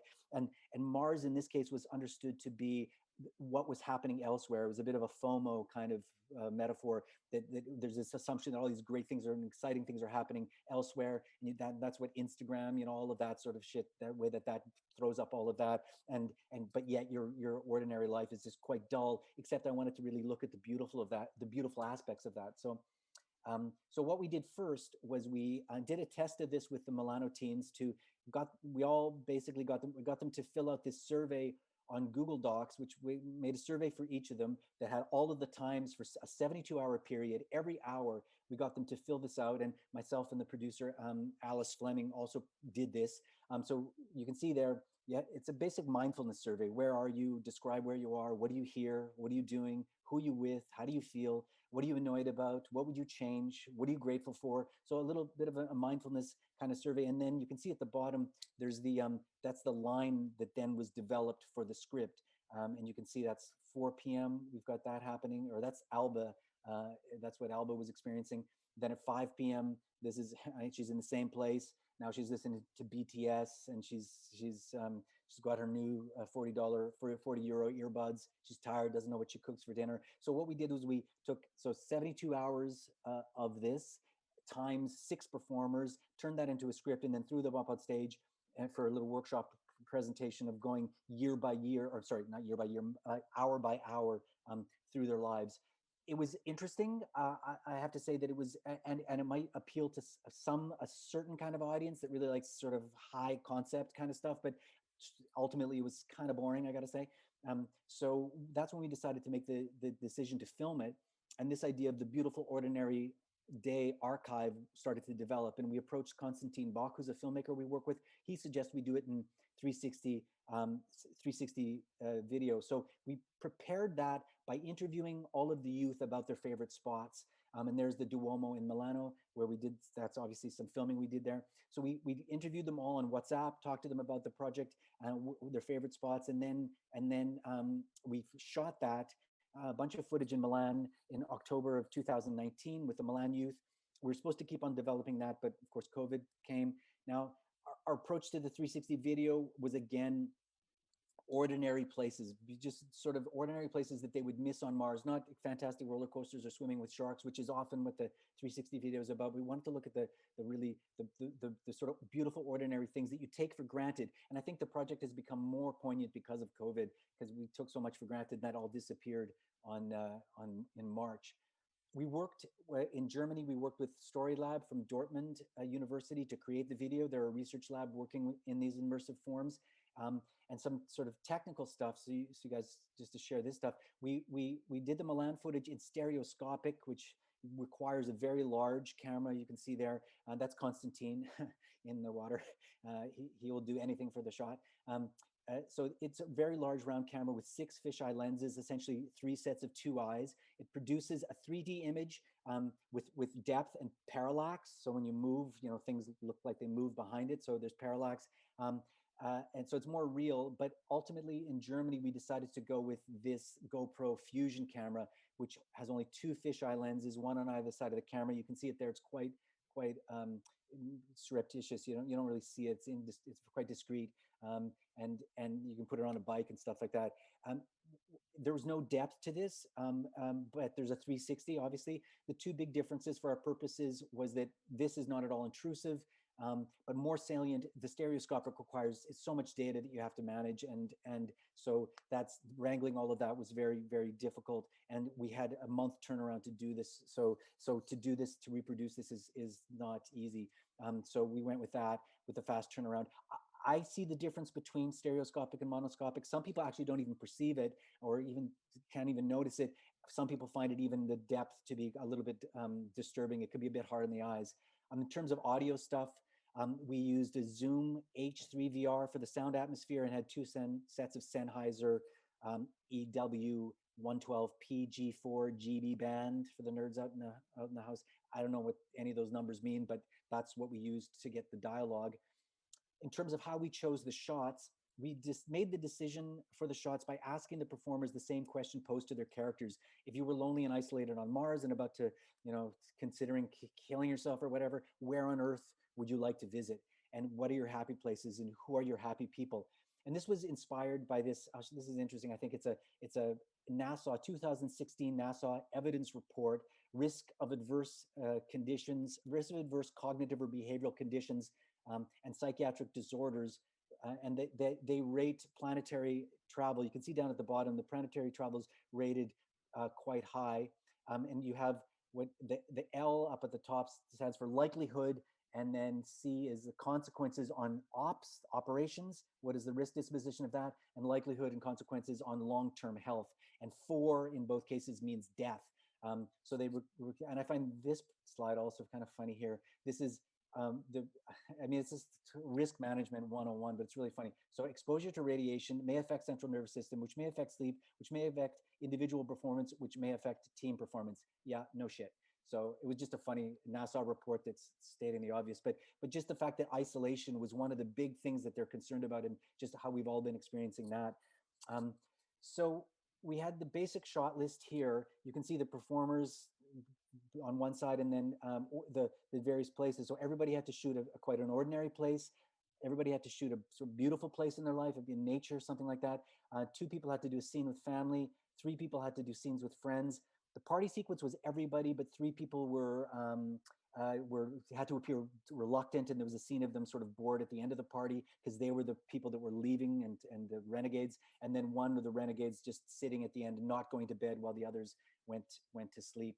And the voiceover texts that we made for the 360, which were performed live, were created by interviewing the performers while on location. So they're on location, and again, a mindfulness exercise where we ask them to what they feel there, what they're thinking there, and what they do there. And it focused on this being in the present and that sort of thing. Here's Chris's text, which I'm going to ask him to read for us. So you get just a whiff of the brilliant Christopher Rochol in his performance. Anytime you're ready, Chris. He would normally do this in German. He's going to do it in English for us. That's so kind of him. Right. Yeah. When I come into the store, I go over to the table with the novelties and look if there's something new for me. Then I go over to the action stuff and fantasy, then briefly past the erotic department and over to the comedy stuff. Then I do another round. Here I bought Comey Can't Communicate. In Comey Can't Communicate has Comey communication problems and cannot speak to strangers. But actually, she's quite popular. Her goal is to get 100 friends. On Mars, you either will click with the people or you won't. If don't, that's it. Your communication problems will be forever there. I'm not sure how I feel about that. So the highlighted text is what I wrote to start to lay down the plot that Chris is not very much interested in the mission. And so adding lines like this and character stuff is always obviously in negotiation with the performers, as for the most part, they're playing themselves for all intents and purposes in some ways. And we never proceed without their consent for the content, which in any case is very difficult to do when you're working with kids and teenagers. If there's something that they don't want to do, they just simply do not do it. It's pretty hard to muscle kids, I have to say. So so that's the script that is done as voiceover. The script that the performers perform live to the audience, which is not the voiceover stuff, but the sort of more meditative stuff, had 2 threads: the audience's beautiful ordinary days that they had to imagine, and then the Thunberg questions about interplanetary travel and colonialism. That stuff was in response quite a bit to conversations I had in real life and on WhatsApp with a Milan youth, Sarah Ben Hamouda. And Sarah is a deeply Thunbergian youth and very passionate activist. And that's her there during. It looks like it's during the pandemic at a protest. That's a picture from that's her profile pic from WhatsApp. And then also I was inspired by a special issue of the Futures peer-reviewed journal, which focused on the ethics of human colonization in the context of the 2018 social and conceptual issues in astrobiology meeting in Reno, Nevada. And there was lots of interesting stuff in this journal. I met with one of the authors, a blind ethicist who insists that those with disabilities should be part of any colonizing mission. I found that interesting, and I asked her if she would feel comfortable putting her children on an airplane piloted by a blind person. She laughed and said no, but noted that the technology is very close and that by the time we start sending people to Mars, all systems should be a go and that sort of thing. Then with the youth, we had 2 script writing workshops where the performers basically rewrote aspects of all of this stuff. So all of these questions, ethical stuff, they rewrote it, they retooled the ethical questions so that it was more in line with what they were thinking, and so that it made sense for them. So change the script in large swaths. So to sum up, the performers' involvement, they chose meaningful locations through an interview and writing process. They provided a voiceover that we did through interviews. They rewrote sections of the script in particular aspects that were related to the Thunberg stuff. And then Pascal, who's a drag artist, he made and designed makeup for everybody, and he did everybody's makeup. To take you through this, the schedule with working with the performers, obviously there was pre-production schedule, meetings and stuff like that, but we had 1 Zoom meeting to introduce the project and get them thinking about the locations, 2 days of writing with the youth, 1 week of shooting all the locations, 1 on each day, and then some days for pickups and the party and stuff, 2 weeks of devising, rehearsing while stitching and editing was happening, 1 week of the tech preview with an opening on Friday, so total together that was a month. So now I'm just going to chat a little bit with Chris, and just I just want to ask you, Chris, a little bit about your experience of us examining your life in this way and bringing a camera into your life. Can you just describe how did that feel? Was that an enjoyable experience? Did you feel it was an imposition? Just to tell us what that was like for you. I think it was very interesting. It's kind of like you're making your life a little bit more actionful, more more stuff is happening. Kind of you imagine. Sometimes you have these moments where you just imagine going to the moon, or for example going to the Mars, and actually kind of doing it was it felt a bit odd, but also it was kind of fun. And sharing, we would interview you and then share these, you would speak these thoughts that were as if your thoughts, like what life was like going around when you would go around Nemo, that comic store. And do you feel comfortable sharing, the fact that you walk, I guess it sounds like you walk past the erotic department. You never pause into the erotic department ever, I guess? You can say no comment. Yeah, I look at it. I know a few things from there. Also, my sister recommended one. Okay, all right. And what was it like having us come to your house and hang out with your family? Because there's a scene where we hang out with your dad that we kept in the project. Was that, did you prep for that at all? A little bit. You think about how you want to present yourself. Do you want to show the audience how you really are, or do you want to maybe address something that you don't want to share? So you kind of have to think about what you want to share and what you don't want to share. Did you want to share something in particular? Is there some way that you framed yourself in a way that you highlighted something about yourself? I think I thought about it a lot, like in the process with the places that I choose, but while I filmed it and did it, I didn't really think about it anymore. I just did it. Right. Okay, cool. All right. Thanks. And people can ask questions and stuff like that. So I'm at the end of my presentation and just now leaving some time. If people have any questions and want to chat about this at all, happy to happy to engage with anybody or whatever. We can obviously feel free to leave now, but that's all I have. Also, if Jana's here too, if you have any questions, she directed the 360 video stuff on the ground because I was unable to be there.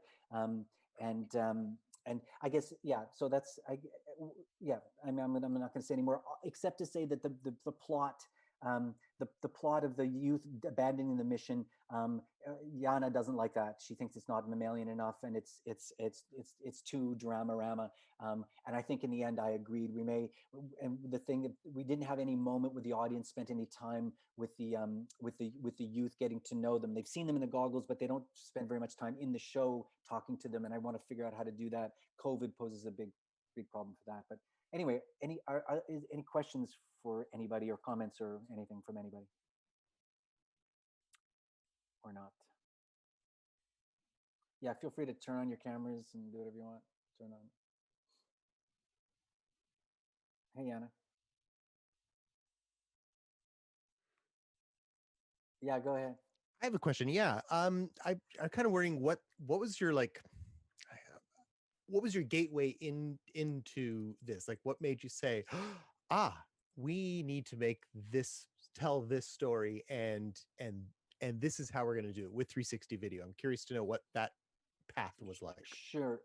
So one of the things when you're working with young people, when you're working with anybody who is a non-artist, obviously, you have to create a very solid formal container for their fairly at times loosey-goosey content to work. So here's some scissors, cut some hair, as in haircuts by children. It's very clear what the goals are there. And the more you get towards more sort of dramatic stuff, the more difficult that is to do without working with pros. And one of the things in this work that I've discovered is that obviously one of the forms that is the most formal in some ways is film, right? So you can interview, or you can do a bunch of work with young people, and then you just edit it down to something that is really succinct and great. If you throw a bunch of young people up on stage and you're trying to be spontaneous on stage, especially when you're looking for spontaneity, film, you can record spontaneity, chop it down. So that's why we were moving toward film, as somehow incorporating film into this project.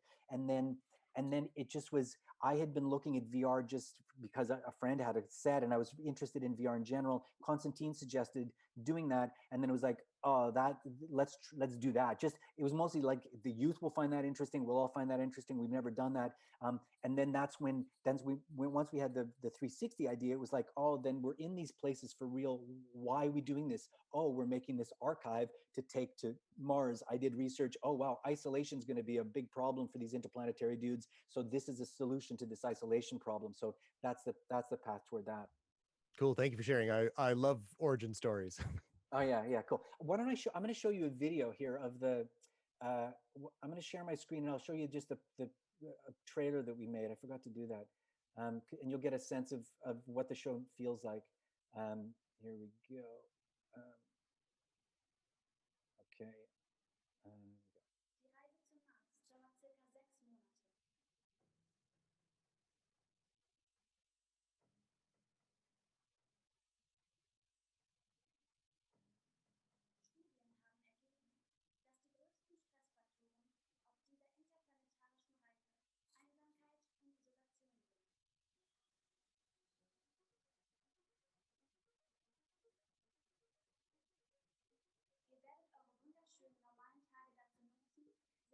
Schönheit zu erinnern und diese auf dem Mars zu verbreiten.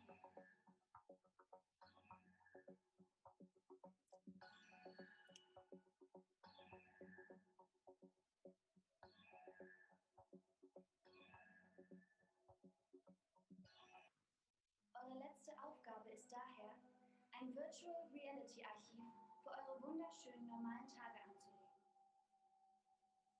So könnt ihr euch euer Erdenleben zu jedem Zeitpunkt in Erinnerung rufen.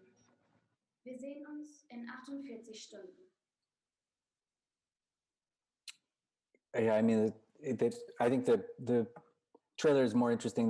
The show needs some work. Mostly in terms of that plot that feels a bit like an imposition. Jana, do you want to say anything about it? And that plot. Jana saw the show. I never saw the show. So what do you think worked and what do you think didn't work? We've yet to debrief. We're going to debrief this week, but Jet, what are you saying? Hi everyone. And I mean, there are many things that really work well. I think the meditation part, and also when the audience talks to each other about their beautiful ordinary days, that works really well. Also watching the videos, spinning on your little chair, and all of that works really well. And then at some point we're trying to, and you already said that I don't like the bit where we're trying to add a bit of a fiction story, where the astronauts are having a big party before they leave, and then the renegades don't go on the mission, but they stay here on planet Earth, and there's a police cop. Like all of that happens like in the last 15 minutes. So that yeah, just confuses a lot of people. But yeah. Yeah, I think when we going forward, for me, it's going to be really about how the young people who are astronauts, we've spent the whole hour watching them and getting to know them, but I do still want to keep them away from the audience a little bit, and then have a moment where they come together and basically wish them well and thank them and send them on their way, kind of thing, and maybe talk to them a bit. I mean, COVID poses so many problems with that kind of thing. I wanted some hugging to happen, when you're saying goodbye to these kids, and but so there was all of these problems that COVID presented, but that's where I'm hoping to go from it, and figuring out how to have a conversation between them that's spontaneous. We considered having almost like a press conference was one idea, but if the audience started to ask them, well, so how do you, what food are you going to eat on Mars? Then the youth are going to have to improvise in a way, or the performers are going to have to improvise in a way that's going to be, you never know what kind of thing, and it's going to be hard to control that. So we have to come up with a way for there to be an interaction at that point, but then an interaction that has some formal constraints on it, so that the audience knows what they're supposed to do, the performers know what they're supposed to do, but yet we can honestly get together and get to know each other in that final goodbye moment, is what I think where we're going with it, or where I feel like going at this point. Yeah. So we're heading toward almost like a few minutes before we got maybe time for one question, if anybody's got anything that they want to ask. Yeah, go ahead. A. Spencer. Yeah, hey. I'm just curious if you could share, if you have a ballpark figure of what the budget was for the whole kind of like everything from the consultation, like youth programming, and then the final.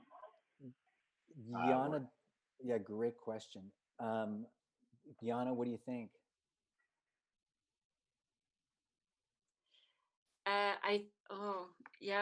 Where were we? Like 30,000, 40,000 maybe? Euros or dollars? Probably euros, yeah. Yeah, euros, I think. It was a little bit less, but due to some projects that got canceled due to Corona, we had some money that we could shift to this project. But in the end, we thought the VR goggles would be the most expensive part, but we were able to rent them for half a year, and that was a pretty good deal. So it was less than expected. I mean, I could, if you want, I could get an exact, or is that close enough? I guess as a figure. I mean, I could find it out for sure. Is that good? Yeah, I could probably also look it up now. Oh, actually, I'd be curious if you were able to share that. Yeah, sure. We can. I'll put that in the Discord or whatever. Are you in the Discord? Yeah. Thanks, Jerry. And there was obviously there's money that was going into like the idea. The way we work is we develop a project that is considered to be a model that we will then tour. So the first, there's a big investment off the top where we're, all the time we spent in Milan, and we'll go back, and as we figure out exactly how do we do this thing, then we try it once, and then eventually it gets like with our other projects, like All the Sex I've Ever Had now is in a really great spot where it's a model that multiple people can direct, and we just go and we have a schedule. We know what we do every minute of the day. This is not yet in that state. Eventually it'll get into that state. So we're still working that out. So that involves a larger investment off the top. Yeah. And we paid every performer, and we had to translate. So there were a couple of costs, that might differ in the future. Howard has a question about when do we decide on the performance space? The performance space it's a place called Zescher Eins, which is a new space that has been taken over in Bochum by youth. And the Bochum Schauspielhaus is using the space to run all the youth-oriented stuff and the community-oriented stuff, I guess. And then that's where we had to work, because we were working with that team. And so I mean, it can be anywhere. I mean, it's just an empty room. I mean, black box without risers is what.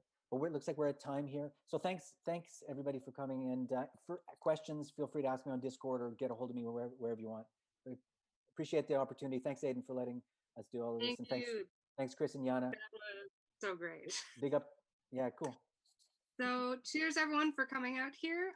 Obviously we have one last session going on. If you're interested in hearing conversation about spatial design in XR, you're gonna head over to presentation room B. If you're interested in the other conversation that's happening, cultivating audiences, you're gonna head over to presentation room A. Thanks so much. We hope to see you back in VR. Otherwise, enjoy your day. Again, thank you so much, Team Mammalian. Thanks. From wherever you are in the world.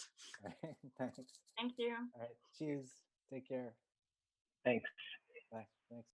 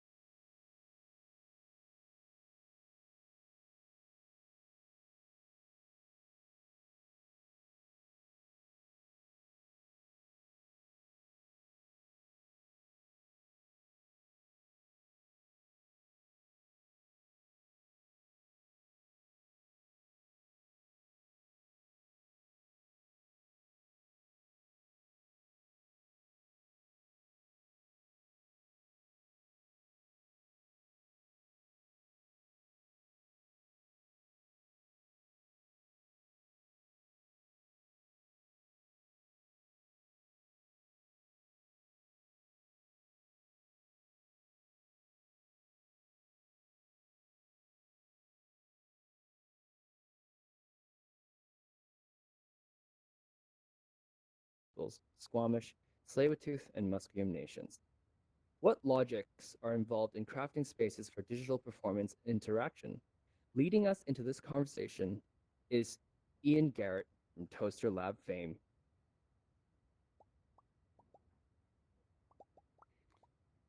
Hello, everyone. Give me just 1 second. I realize I have our live stream on too, and I want to make sure that I have turned that off because I wanted to. Thanks everyone for joining us. We have a really great panel here, especially in terms of actually coming up and figuring out what exactly we're even talking about here. Well, that's what we've been talking about backstage. So I'm going to do brief introductions. I'm going to bring everybody out. They're waiting in the wings. I love that we have this ability to completely construct optionally our desire to gather into a theatrical space. But we'll talk a little bit more about the things that we can and cannot do in a moment. So first I'm going to invite Beth Cates to the stage. Beth is an award-winning lighting, set, projection, and mixed reality designer. She started in rock and roll at 14 and has been doing lots of work associated with this. Part of steering this event going on. You may have been with her workshop right before this as well. She was most recently the virtual world lighting designer and virtual stage lighting designer for Double I Studios VR theater performance Finding Pandora X at the Venice Film Festival, a theater piece in the film festival, which won Best Immersive VR Experience, and just recently completed her MFA at U Calgary, where she's been doing research between drama and computer science, looking at VR, AR, and live performance. She also sits on the advisory board for Toasterlab, which she chairs. Next, I'm going to bring out Frank Lucas, a mixed reality designer who has a company. It's called Restless Reality Interactive. His background is in quality assurance, but now he works with companies to consult, design, prototype, and ultimately bring to fruition mixed reality applications and experiences. And we're talking a lot about how he's been doing that with HoloLens recently in the outside of this space. Again, weird that we're talking about being outside of places. For consumers, enterprise, and manufacturing. Has a lot of experience also within the video game space. And then I'll also invite David Rockaby, who I could go on. Right now serves as lecturer and associate director at the BMO Lab at the University of Toronto. He's been creating interactive sound and video installations since 1982. His early work, very nervous, and is acknowledged as a pioneering work of interactive art, translating physical gestures into real-time interactive sound environments, which, without getting too far into just everybody's accolades, because of the limits to the time that we have here. Thanks everybody for joining me on stage. I want to use that sort of as a bridge because we were talking about backstage. Again, weird to think about this metaphor in this virtual space. Talking backstage about how that is a mixed reality practice, like before it was co-opted by Microsoft as a trademarkable property of what mixed reality is, and getting to this question of what are we talking about when we're talking about designing spatially. And we have like a preconceived notion, well, we all share a bit of a notion of it in, like, if we've been at this conference for a few days of a spatial practice, because here we are in a virtual space. But I'm going to turn it to our panel, making sure that you each have the megaphone to ask you what, when you were asked to be on a panel for spatial design, what did you imagine that actually meant? So I'm going to make sure that you're all on air and that you've got the megaphone as you're up here on stage. David, I might start with you first because I shortchanged a bit of your introduction there, and you've got like just a storied bio there, but you've been working in different aspects of the space for a long time, and now are directing or associate director of the BMO Lab, which is looking at this in a different way as well. Like, what are the different ways of defining spatial design that you've led?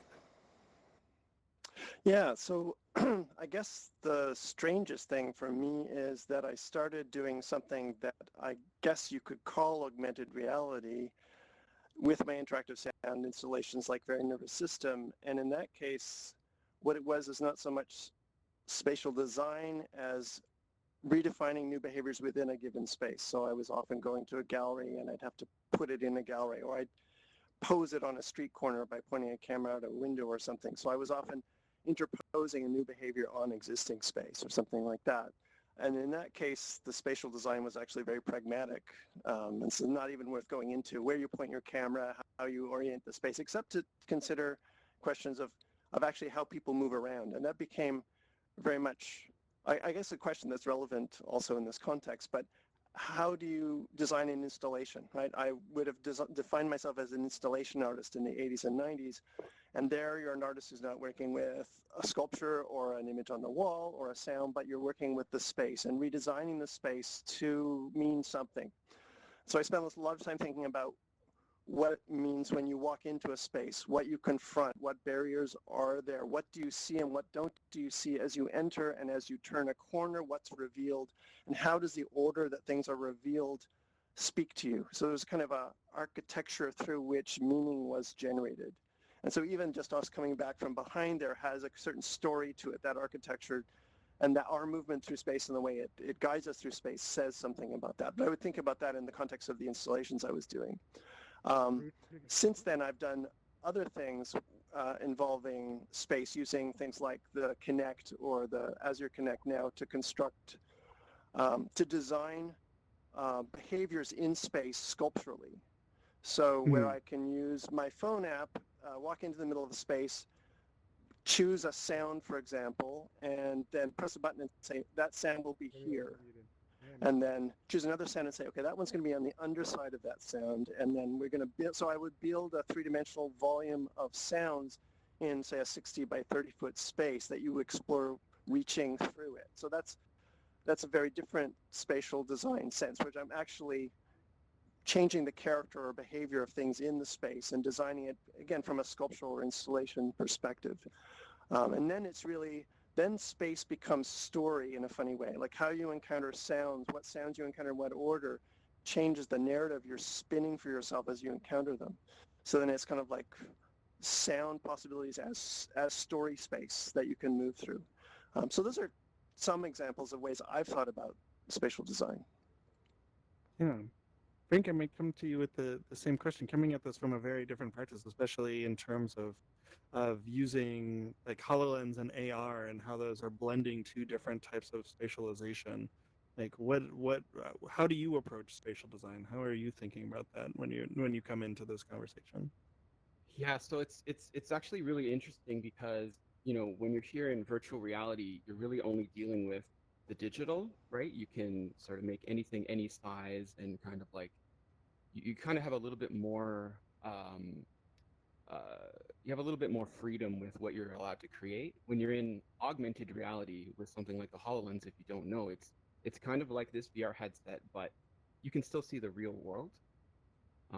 So you're designing on top of the existing reality, which makes it a little bit more maybe difficult because you can't just go crazy, because you still have to conform to the sort of physics of the real world. But I think a lot of the sort of principles you get with normal sort of set design, and for me as a video game designer, my background is in level design. So you're kind of having those same thoughts in your head. You're thinking, okay, well, what am I going to have my audience looking at any given time, and what are they allowed to touch, and what are they allowed to kind of, can they do anything, or are they just an observer in this world? And a lot of times they are. But my sort of most interesting experience was I got to help with a theater production, and it wasn't really a theater production. It was more like an advertisement, but we got real actors. We had people come in for auditions and wear the HoloLens and see how comfortable they looked with it, which was really interesting. But the most interesting part was when they put the thing on and we were doing the shoots, they weren't just acting out oh, this is what it looks like and this is what it feels like. They were actually using the technology that's on their head to, really sort of interact with what we were filming.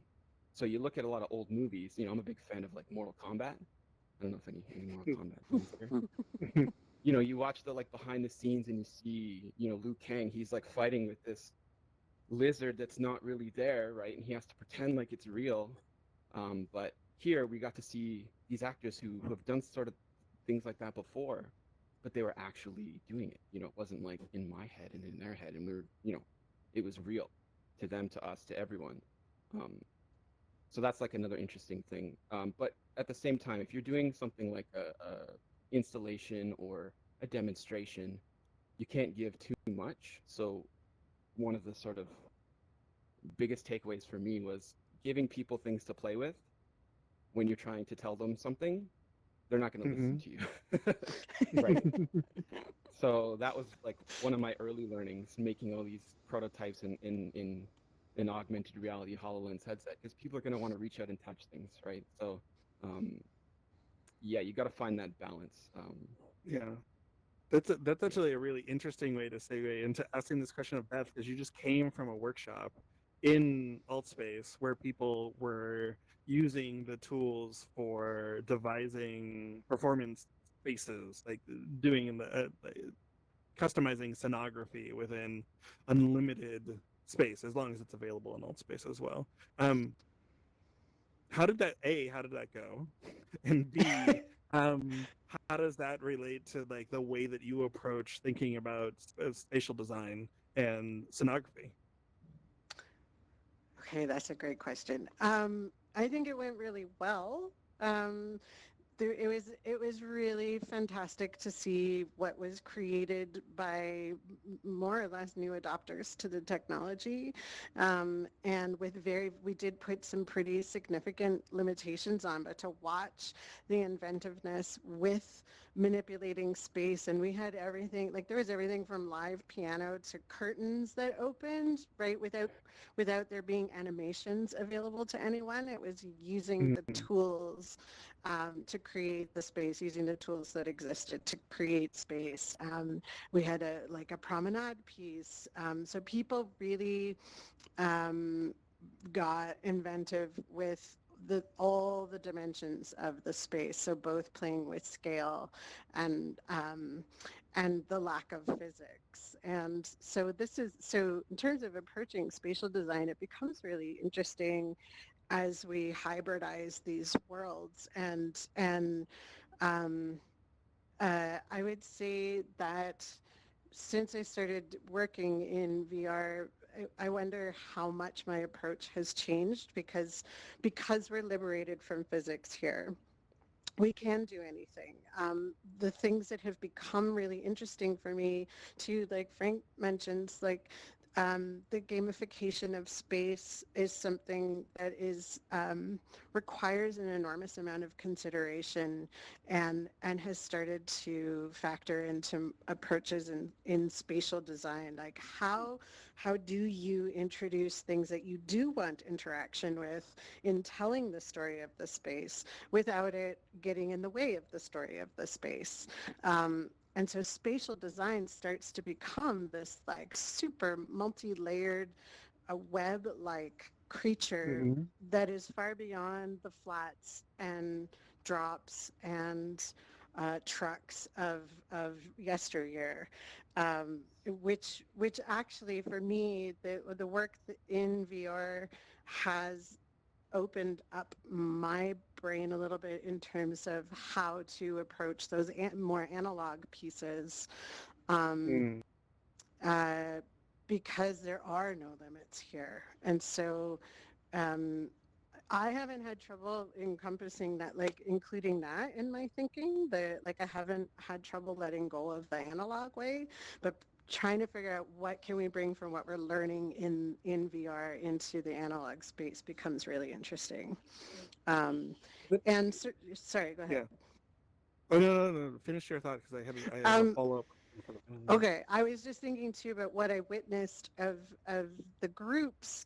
For people who weren't there, there were 4 what I called scenographermers or scenographers or terraformers who had the ability to construct space, and then they were working with other people in the group, and there was a wide range of new adopters, old adopters, actors, writers, whatevers, people who were makers, and to watch the really incredible liberation of exploration of physical space, and then the placement of the sonic space, and there was actors distributed. Like it was really inspiring, and it was really wonderful to see. So Yeah. And on the subject of limitations, I think that the question that I have to follow up to this is that I had well, for the second time, both times which have been as a result of this conference, I have run into somebody. Earlier before this session, as I had helped people get into your workshop, Beth, I had sorry, I gotta pop up. That's one of the awesome things about this space, is that there is a message floating in front of me.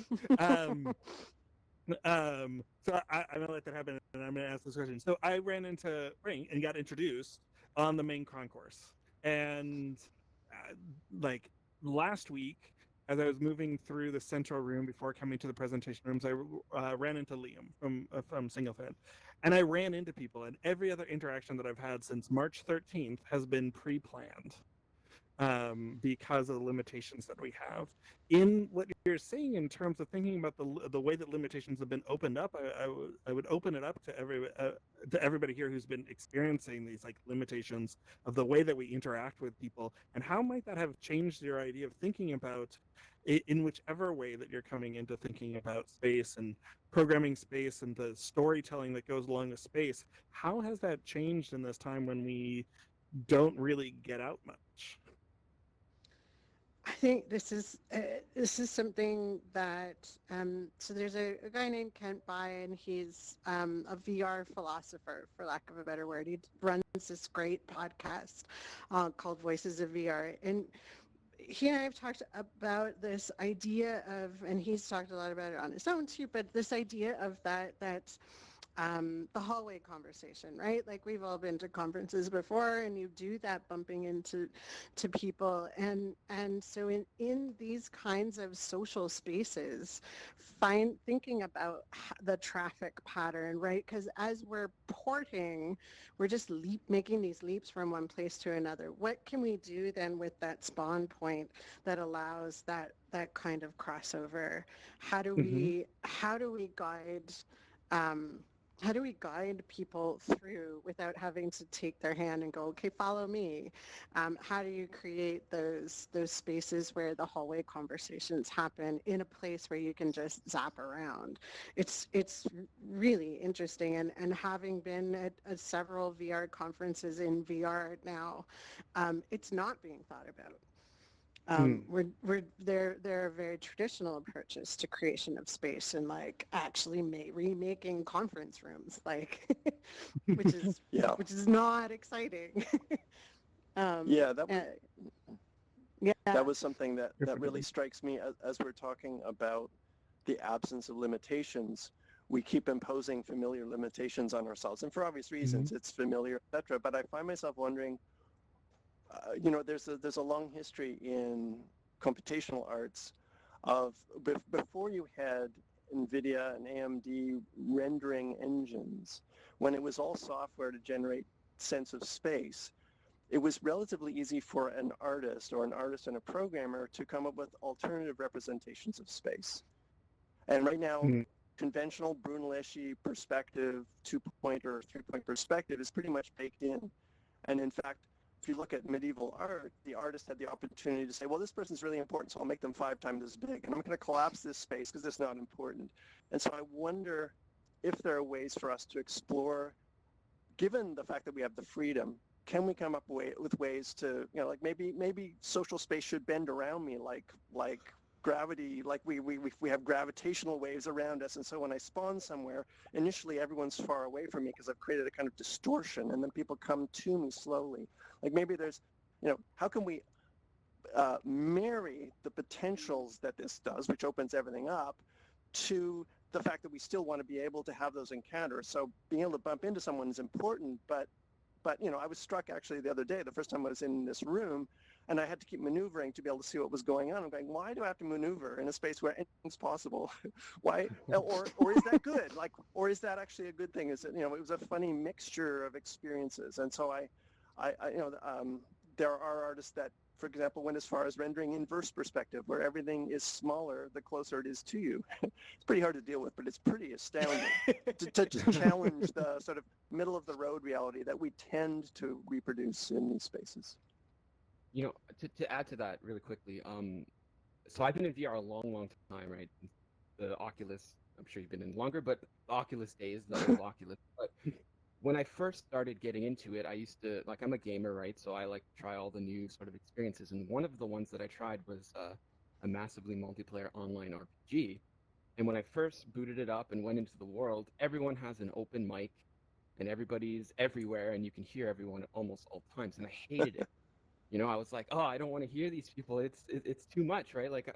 But as the world changed and the social interactions became less and less, I actually find myself gravitating more and more to those experiences. And of course, they've really improved it a lot with things like, the bubble and things like that, so you don't have to get sort of that sensory overload. But I just thought that was interesting, the way that my sort of mindset changed. That's all. Yeah, it's interesting because there's a Jacob Niedzwicki who's part of cohort who is presenting it multiple times throughout the conference. He and I were having a conversation about what the idea with all the streaming, even just streaming performances, all of this is moving online. We've one of the things that we're missing is the audience's ability to ruin a performance, because you don't have that open world anybody could say something at any time sort of thing. And that's one of the conversations over the course of this conference that's happened too, is do we use the mute everybody? I think that the first opening, we're yeah, we're gonna mute everybody so that people could speak, but then it's just everybody's stuck, it gets stuck in a dead silence, so that it's well, let's leave it open and people will sort of navigate that space. I'm also really interested in this idea of it can be anything. For the Toasterlab presentation we did last week, we just didn't want to do a PowerPoint, and we did not get so far, and AltSpace does not let you get so far from reality that it's not recognizable as a space that you can occupy. But we decided to do the presentation a different way, where we put it up as banners of 3D objects in space, led people around, as opposed to come see a screen, let's go into VR so you can watch me present virtually on a screen, which is an interesting, we're very early in that. There was another thing that we were talking about backstage that I also wanted to bring up in terms of thinking about ownership of space. So there's gonna be a conversation later in the conference about ownership of product or ownership of the types of projects that you make. But we started talking backstage, half of us are on an Oculus. Half of us are not, are on Vive Pros. And we were talking about it because sometimes weird things happen with hands, and the tracking is sort of calibrated to different things, especially there's a couple of people that I've interacted with in this who are on the first Oculus Rift, which uses external trackers. It's very easy for a hand to wander away if it's not if they're calibrated or the occlusion is weird. But we're also so those of us who are on an Oculus are on a Facebook platform, and we're being tracked through space, right? We for it to work, that literally has to happen. We can't participate on an Oculus without allowing Facebook to track our movement. And the Oculus 2, which was announced in various future headsets, they talk about other essentially bio information about our movement and the way that we interact with it, which is meant to improve our experience, but also opens up this question of what's going to happen with that data. So I think that my question for that is we're thinking about like space, what do we think about like the ownership of that space? It's something that's easier to and more obvious perhaps at times when we're in like carbon space, like we know who owns a building maybe, or when, you know, there's a clear definition between corporate or public or private land. But now we're in this like weird place where we feel very free. We feel free to move around, but ultimately, you know, to make that happen, we have to give up some of that, like our movement through space and the ability to track the way that we move. What are your thoughts on that? And knowing that those who are, aside from the fact they're being tracked by everybody who's on an Oculus, those who are not on an Oculus might have different thoughts about that, and that you have a little bit, maybe you have a little bit more freedom to move. What do you think? Florian Rotzer, a German theorist, wrote way back at in the early days of VR that the dream of sort of infinite interaction and infinite freedom in virtual space comes precisely at the cost of infinite surveillance. You cannot separate the two. And that's a profound, you know, and so there is this extreme contrast between the freedom in theory that one has in this space, but to get that freedom in this spatial non-space or whatever, you have to give away something at the same time. So there's a sort of central paradox in most interactive technologies. The freedoms they open up carry with them these trade-offs, and so questions about privacy, the whole battle between, you know, tracking, the value of tracking data as for machine learning, for example, the value of tracking data for the commercial sort of selling of advertising, etc., versus the, you know, I guess there's a sort of an Apple Google model there of privacy. I think these are really fundamentally important questions as you spend more and more time in these spaces, and we have to become really aware, I think, of then the motivations, the motivations that each of the platforms and the operators of the platforms and the people building the software have, and consider the implications somehow. I mean, it's a real mess, really. We have to figure out. Frank, is, without asking you to violate any potential NDAs, knowing that you're working in a more corporate space, how is this has this factored into some of the ways that you're working, or yeah. I'd love to hear your thoughts. So this, you know, full disclosure, I don't work for any of the big companies, the Facebooks, the Microsoft. I do contract work, so I'm not, you know, 100% affiliated with any of them. And it's not something that gets into my sort of day-to-day so much, but I will say that as the hardware manufacturer, they have to kind of add these new features, which are things that people are a little bit concerned about, things like eye tracking and, you know, the space tracking. But I can say that at least from the Microsoft perspective that I saw, it wasn't something that, you know, that was kind of like a high priority target to gather all this data to use for advertising and things like that. It was more for make the product better, make the hardware better. So while certain things were being collected, it's kind of like the Windows 10, you know, like opt in, opt out. Do you want to send us sort of like your usage data, things like that? This kind of thing, you know, is being collected. But as far as I know, none of these things were being sort of used for, you know, money gaining, things like that. So when I was sort of part of the project, it didn't really enter my sphere. You know, I wasn't, you know, they weren't telling me that these things needed to be done or anything like that. Yeah, I don't know how much I actually have to add to that conversation. It wasn't really part of my kind of sphere.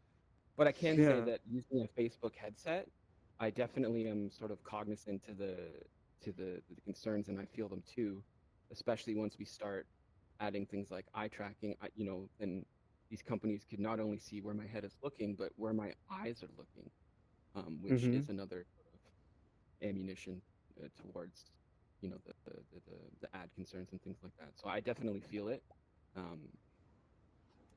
Yeah, there's a different feeling of like some sort of threshold after they announce. Well, with the elimination of the Oculus name moving to like Facebook Connect Yeah. and sort of like bearing that and like the requirement for the Facebook account and those things like that, where it definitely feels like we've moved on from like a novel display technology, even though like to interact with a lot of these platforms, we were signing up for accounts and things like that, but we've crossed over to like here we're within a specific like corporate ecosystem in which we are a user.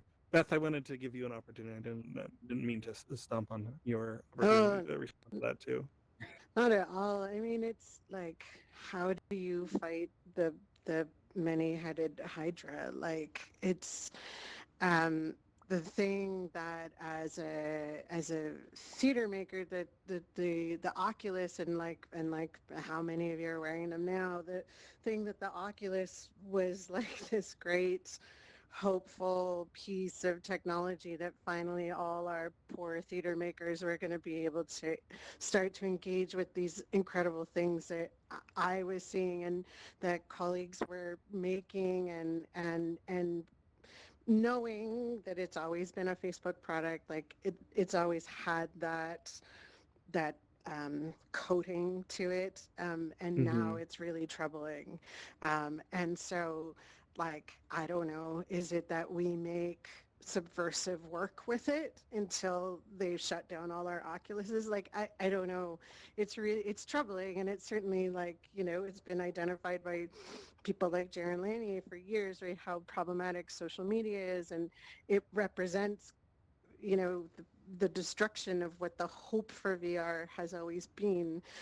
But maybe, like, and this is why this conference and other conferences similar to it is really encouraging, because maybe there's a way we find to break the system from within a little bit, or subvert it, or make art despite these things, and yeah, I don't know. And we need regulation, right? Like, that's what it comes down to.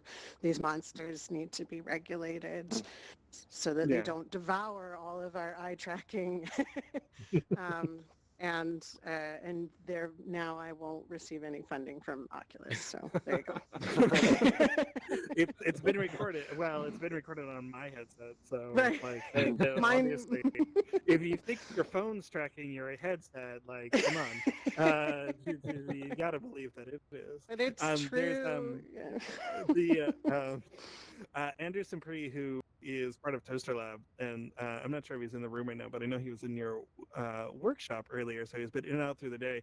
He we've been talking a lot about this recently, and before he came over to spend a lot more. Well, he did his PhD and has been doing much more art focused projects. Spent many years at IBM doing design research, and they put a lot of money into developing things in Second Life. And so we've been having this conversation around like, what was the flexibility of that world versus this world? Like, what are the, like, there's an infamous incident of a Second Life event where people would just like have flying penises come and like the Zoom bomb in virtual space, and that's not something that's possible in this platform as free as we are, where we're sort of still limited to the tools that are given to us. I want to open it up to the audience for conversation, and I know that we could continue to talk about this, but especially people who, you've been in this space and maybe thinking about these things, and they've been weighing on you for the last week in the 3 days that we've been together. Are there questions from the audience and sort of considering any of these ideas of space and how we start to work with space in these different types of virtual environments? I can also add another shark to the room if you'd like me to. But no floating penises. But no, that's not. I mean, I guess we could break into Unity and not break into Unity, but we could go over to Unity and design one and put it into a kit, and I can upload it. Like, it's not impossible, but it seems like we don't have a lot of time, work. And then I feel like there's a better use of time. Yeah, this shark I can just pull out of an available kit. Okay, so I'm gonna pull open Oh, all right. So now I've turned on hand raises. If you look in your lower right-hand corner, aside from the hand raise emoji that you have, this is a different thing. The lower right. Yes. I'm going to turn on for Two Spirit Trickster here. You're on the air. You're on air, and you should be on Amazing. microphone. Oh, there she is. There you Hi. go. Yeah. Hi.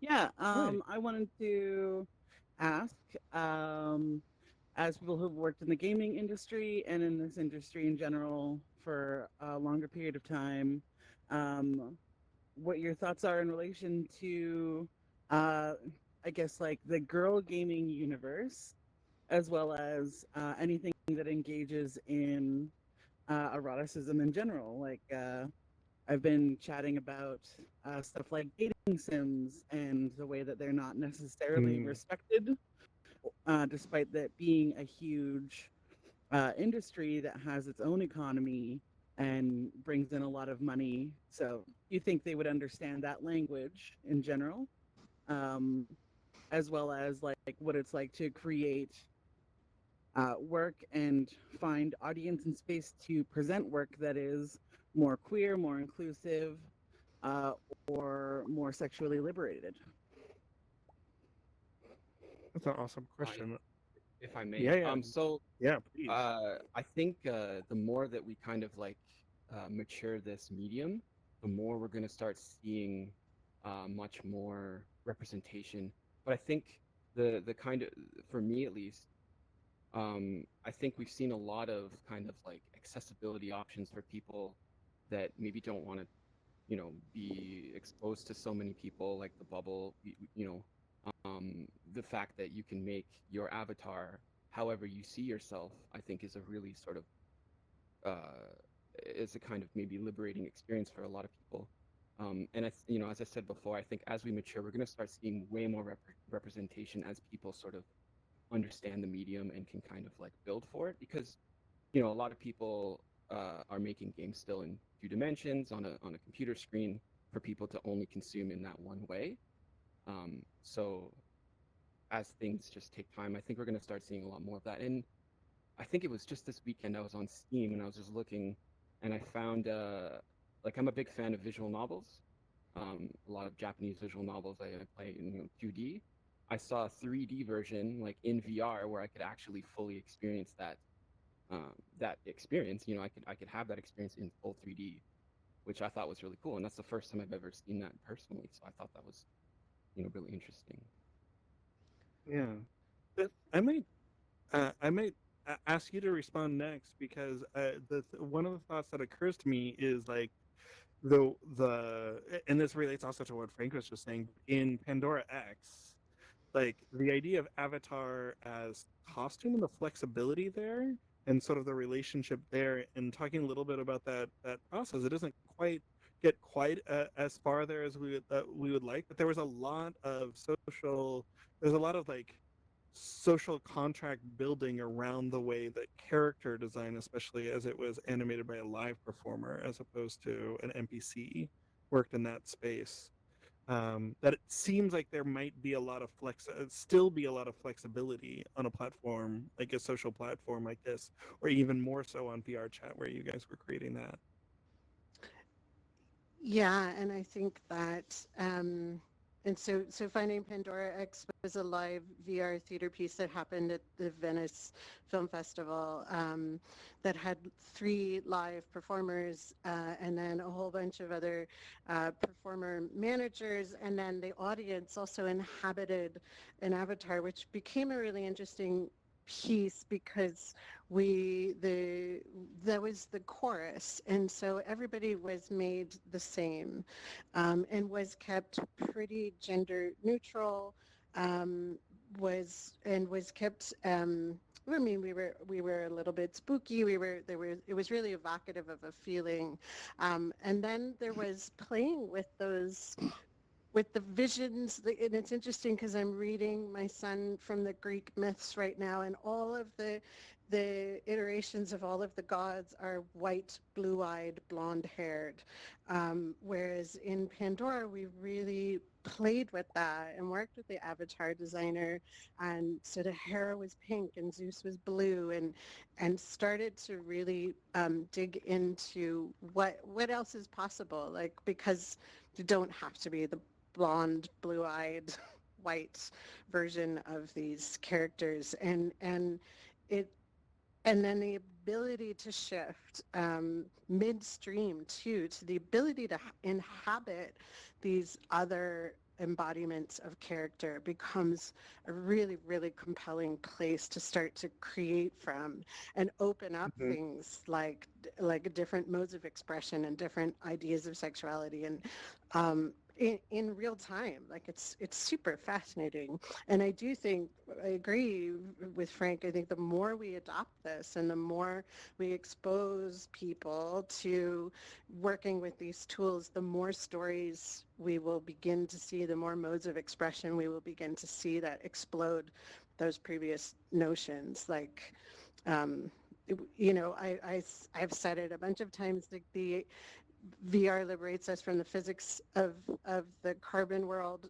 It also then liberates us from the world views that we hold and allows us to actually go inside, like you did in that novel. Like, that's extraordinary.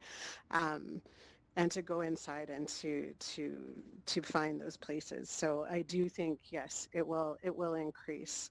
And as we keep playing, yeah. Yeah, I think there was getting the chance to see Pandora X.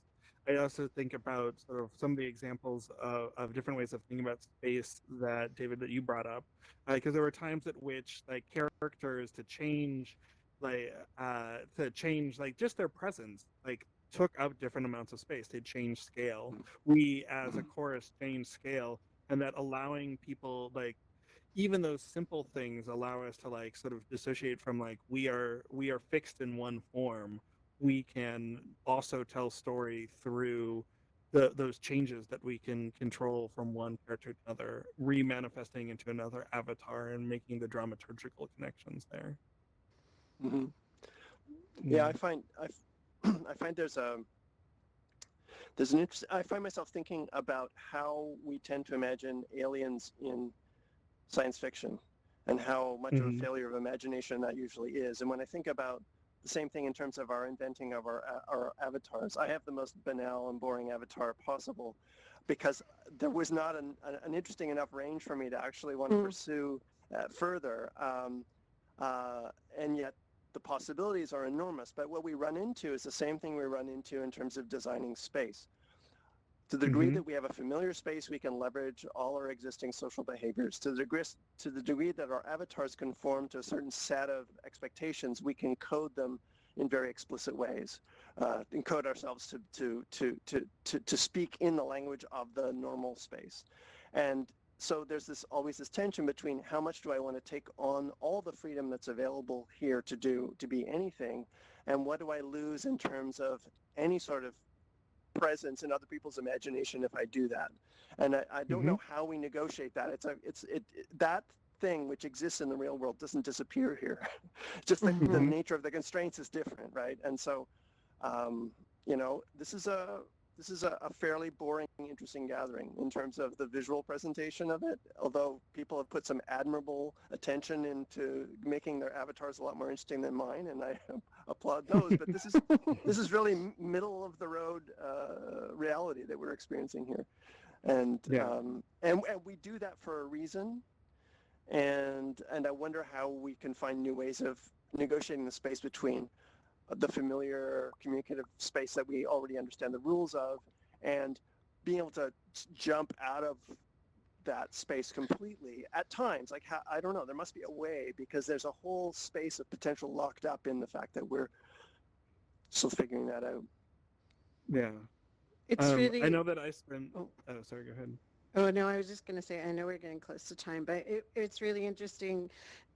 In one of the other metaverses that I go into, it's a place called Neos, and in Neos is a lot of really, like, heavy gamers, and they just build worlds, and it's an incredible place, and nobody has an embodied avatar like this. There are lizards. My closest friend in Nias is a piece of toast with jam, and that's how he's known to everyone. Medra is a piece of toast with jam, and nobody is humanoid in any way, and some people are particles, and it's such an incredible way to engage with them. It feels like being in Star Trek, right? Like in Next Generation managed to get beyond the humanoid alien sometimes. And so like there is a giant ball of jelly that changes shape, and that's who we get to talk with, and it's awesome. It's so great.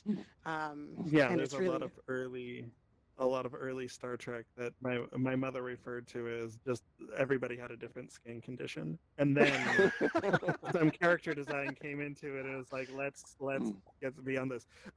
There is a question that has been posed. I'm going to invite that to have in a post session conversation because we're at time. I apologize for that. This has been really a great conversation.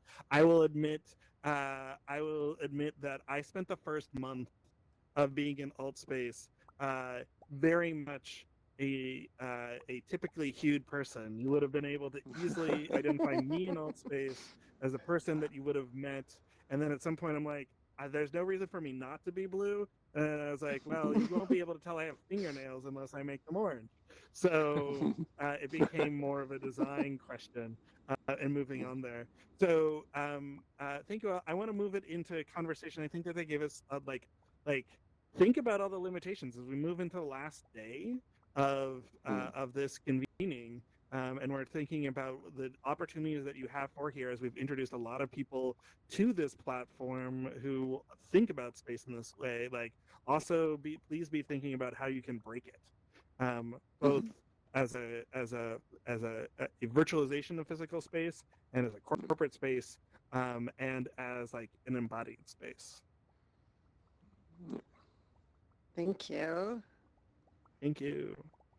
Thank you. Thank you.